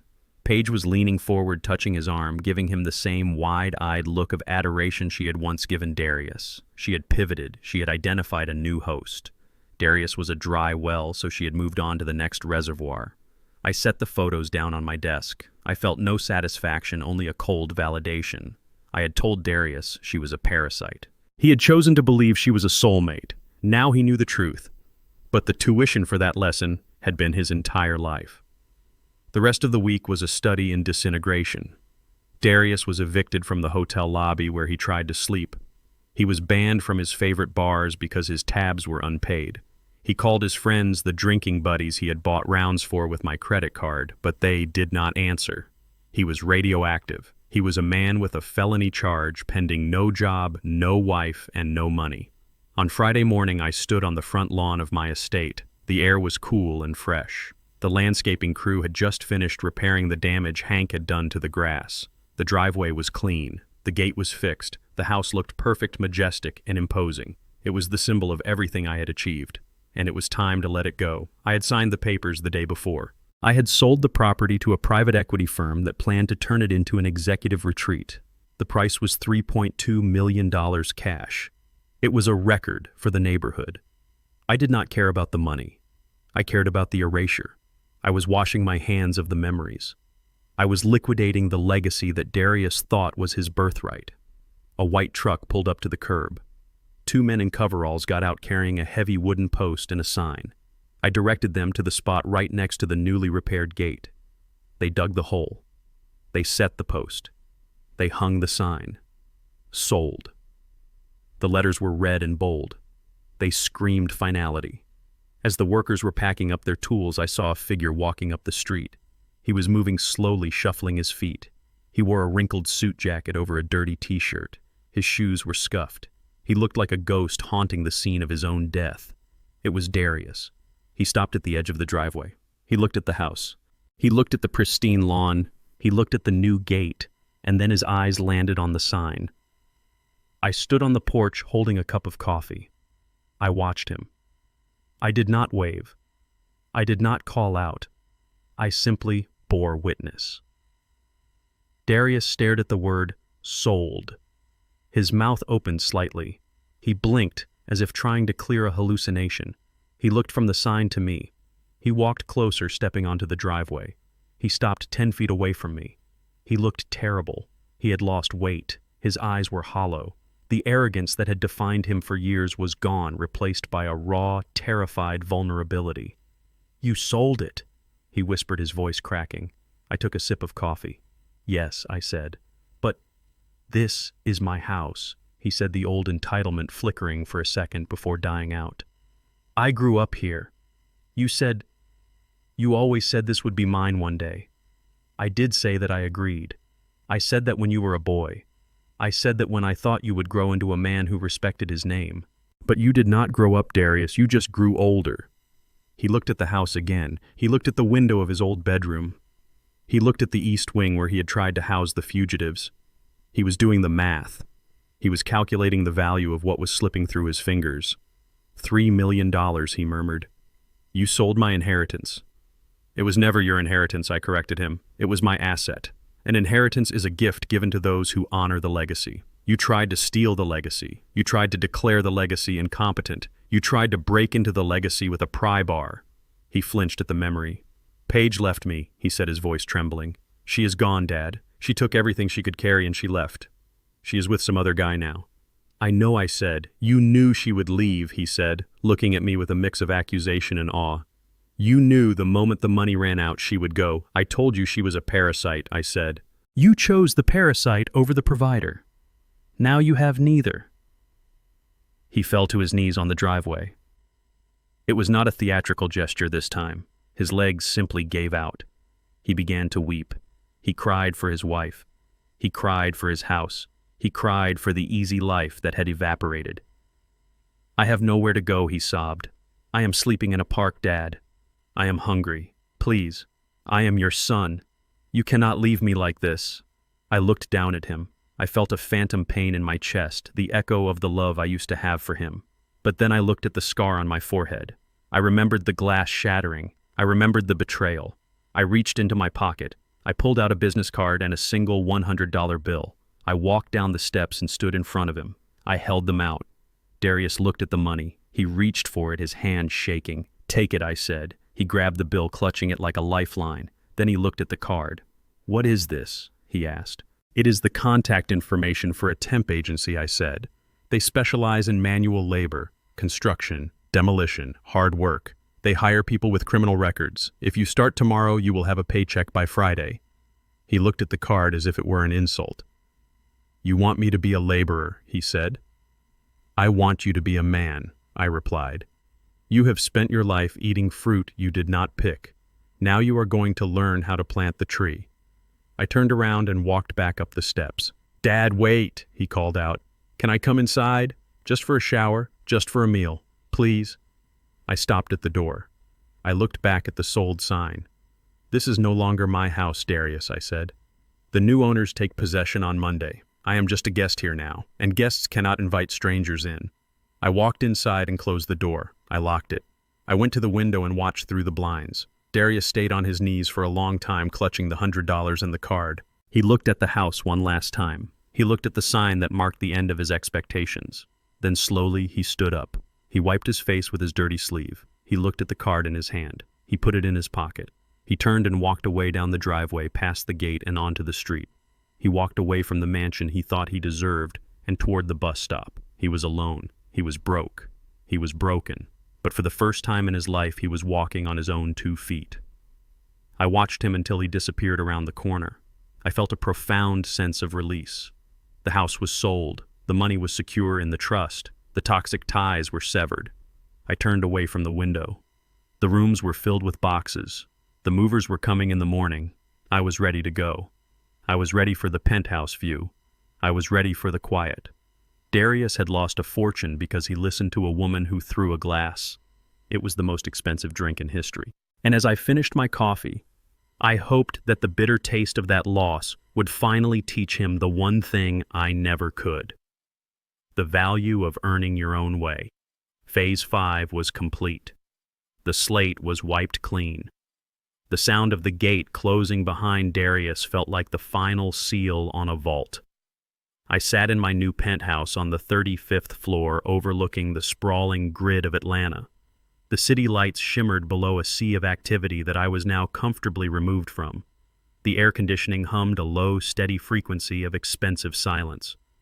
My phone buzzed on the glass coffee table. It was a text from Anika Patel. "Paige has been indicted in Florida," she wrote. "Multiple counts of credit card fraud and identity theft. She tried to use a stolen card to buy a plane ticket to Europe. She is being held without bail." I read the message twice. Paige, the architect of my misery, the woman who threw the glass, was finally in a cage she could not charm her way out of. The justice system had done what I could not. It had removed her from the equation permanently. Then another message came through. A photo. It was from my friend in Houston. It showed a construction site dusty and chaotic under the Texas sun. In the background, wearing a hard hat and a neon vest holding a clipboard, was Darius. He looked tired. He looked sweaty. But he was standing upright. He was working. He made the flight, the caption read. He showed up early. He is asking good questions. I looked at the image of my son. He was 1,000 miles away building someone else's dream, but for the first time in his life he was building his own character. He was not smiling. He did not look happy, but he looked real. I put the phone down. I walked to the wet bar in the corner of the room. I opened a bottle of vintage Merlot, a bottle far superior to the one that had stained my shirt on Easter Sunday. I poured a glass. The deep red liquid swirled, catching the light. I walked out onto the balcony. The wind was brisk at this altitude. I looked down at the world below. People say that blood is thicker than water. They use it as an excuse to tolerate abuse, to enable weakness, to forgive the unforgivable. But I had learned a different truth. Blood is just biology. Loyalty, respect, and dignity, those are the bonds that matter, and sometimes you have to drain the bad blood to save the body. I had lost a son and found a stranger. I had lost a home and found a sanctuary. I had been attacked, and I had won the war. I raised the glass to the horizon. To selfishness, I said to the empty air. I took a sip. It was dry, complex, and had a finish that lingered. It tasted like freedom. The war was over. The parasites were gone, and I, Thaddeus King, was finally exactly where I wanted to be, alone, safe, and undeniably right. I finished the wine and went inside, closing the door on the noise of the world. The elevator doors slid open with a soft chime, revealing the foyer of my new life. The penthouse on the 35th floor of the Sovereign Building was not a home in the traditional sense. It was a command center. It was a fortress of glass and steel floating above the humid chaos of Atlanta. There were no oak trees here to hide fugitives. There were no basement windows to pry open. There was only biometric security, 24-hour concierge service, and the silence of absolute solitude. I walked across the Italian marble floor. My footsteps echoed slightly, a clean, sharp sound that replaced the creaking floorboards of the Buckhead estate. I had sold the furniture with the house. I had left the memories in the drywall. Here everything was new. The furniture was modern leather and chrome. The art was abstract. The air smelled of nothing, which was exactly how I wanted it. I sat down on the sofa facing the floor to ceiling windows. The city sprawled out beneath me, a grid of lights and traffic. Somewhere down there, people were arguing. Somewhere down there, families were tearing each other apart over money they did not earn. But up here, the air was thin and clear. My phone buzzed on the glass coffee table. It was a notification from Anika Patel. I picked it up. It was a forwarded email from a district attorney in Florida. Subject: indictment of Paige Miller. I opened the attachment. It was a mugshot. Paige looked terrible. Her hair was matted. Her makeup was gone. She was wearing a gray inmate uniform that washed out her complexion. The defiance in her eyes was gone, replaced by the hollow stare of a trapped animal. The text of the email was brief and brutal. Paige had been arrested at Miami International Airport. She had tried to purchase a one-way ticket to Paris using a stolen credit card number she had bought on the dark web. She had also been carrying a fake passport. She was facing federal charges for wire fraud, identity theft, and flight to avoid prosecution. Because she was a flight risk, bail had been denied. I looked at her face one last time. The woman who had thrown a wine glass at me because I wouldn't house her criminal parents was now going to be housed by the state for a very long time. She had wanted a free room. She got a cell. I deleted the email. I did not feel joy. I did not feel vindication. I felt the satisfaction of a mathematical equation balancing out to zero. She was an error in the code and she had been debugged. A moment later, another message arrived. This one was from my old friend in Houston, the owner of the construction firm where I had sent Darius. It was a photo. The image was grainy, taken from a distance with a cell phone zoom. It showed a construction site under the blazing Texas sun. Dust hung in the air. In the center of the frame, a man was shoveling gravel into a wheelbarrow. He was wearing a yellow safety vest and a hard hat. His face was streaked with dirt and sweat. His posture was slumped with exhaustion, but he was standing. It was Darius. The caption read simply, "He showed up. He threw up at lunch, but he went back to work." I zoomed in on my son's face. He looked miserable. He looked like a man who had never done a hard day's work in his life because he hadn't. But he was there. He wasn't in a hotel bar. He wasn't begging me for money. He was earning $12 an hour shoveling rocks.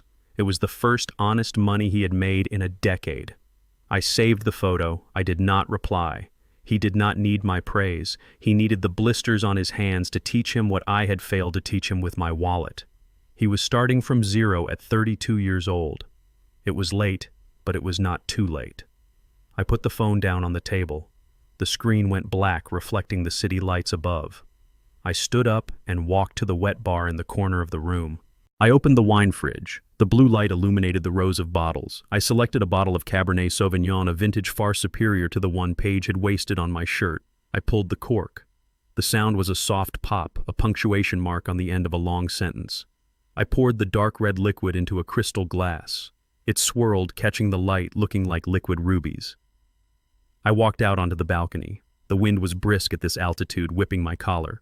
I leaned against the railing and looked out at the horizon. I thought about the accusation that had started this war. "You are being selfish." They had meant it as an insult. They had meant to shame me into compliance. But standing here with my peace and my silence, I realized they were right. I had been selfish. I had chosen to protect my sanity over their comfort. I had chosen to protect my assets over their greed. I had chosen to save my own life rather than let them drain it dry. And it was the best decision I had ever made. People say that blood is thicker than water. They use it as a weapon. They use it to guilt you into tolerating abuse, to enable weakness to forgive the unforgivable. They tell you that family is everything, even when family is the hand holding the knife. But I had learned a different truth, a harder truth. Blood is just biology. It is just genetic coding. Loyalty, respect, and dignity. Those are the bonds that matter. Those are the structural beams that hold a life together. And sometimes when the biological bonds become toxic, you have to drain the bad blood to save the body. I had lost a son and found a stranger. I had lost a home and found a sanctuary. I had been attacked in my own dining room and I had won the war without throwing a single punch. I raised the glass to the night sky. To selfishness, I said to the empty air. I took a sip. The wine was complex with notes of oak and dark fruit. It was dry, but the finish was sweet. It tasted like freedom. I finished the glass and went back inside, sliding the heavy glass door shut against the noise of the world. The apartment was quiet. The war was over, and I, Thaddeus King, was finally exactly where I belonged, alone, safe, and undeniably right. Many parents believe their duty is to give until they are empty, confusing financial support with love. I made that mistake, and in doing so, I crippled my son's ability to stand on his own. I learned that being the safety net for toxic people does not save them. It only prolongs their immaturity. The hardest truth I had to accept was that saving my dignity required breaking my own heart. True family is built on mutual respect, not DNA. Sometimes the most loving thing you can do is cut the rope and let them learn to swim. If you believe that boundaries are essential for self-respect, hit the like button and subscribe to the channel. Let me know in the comments, have you ever had to cut off a family member to save your own peace?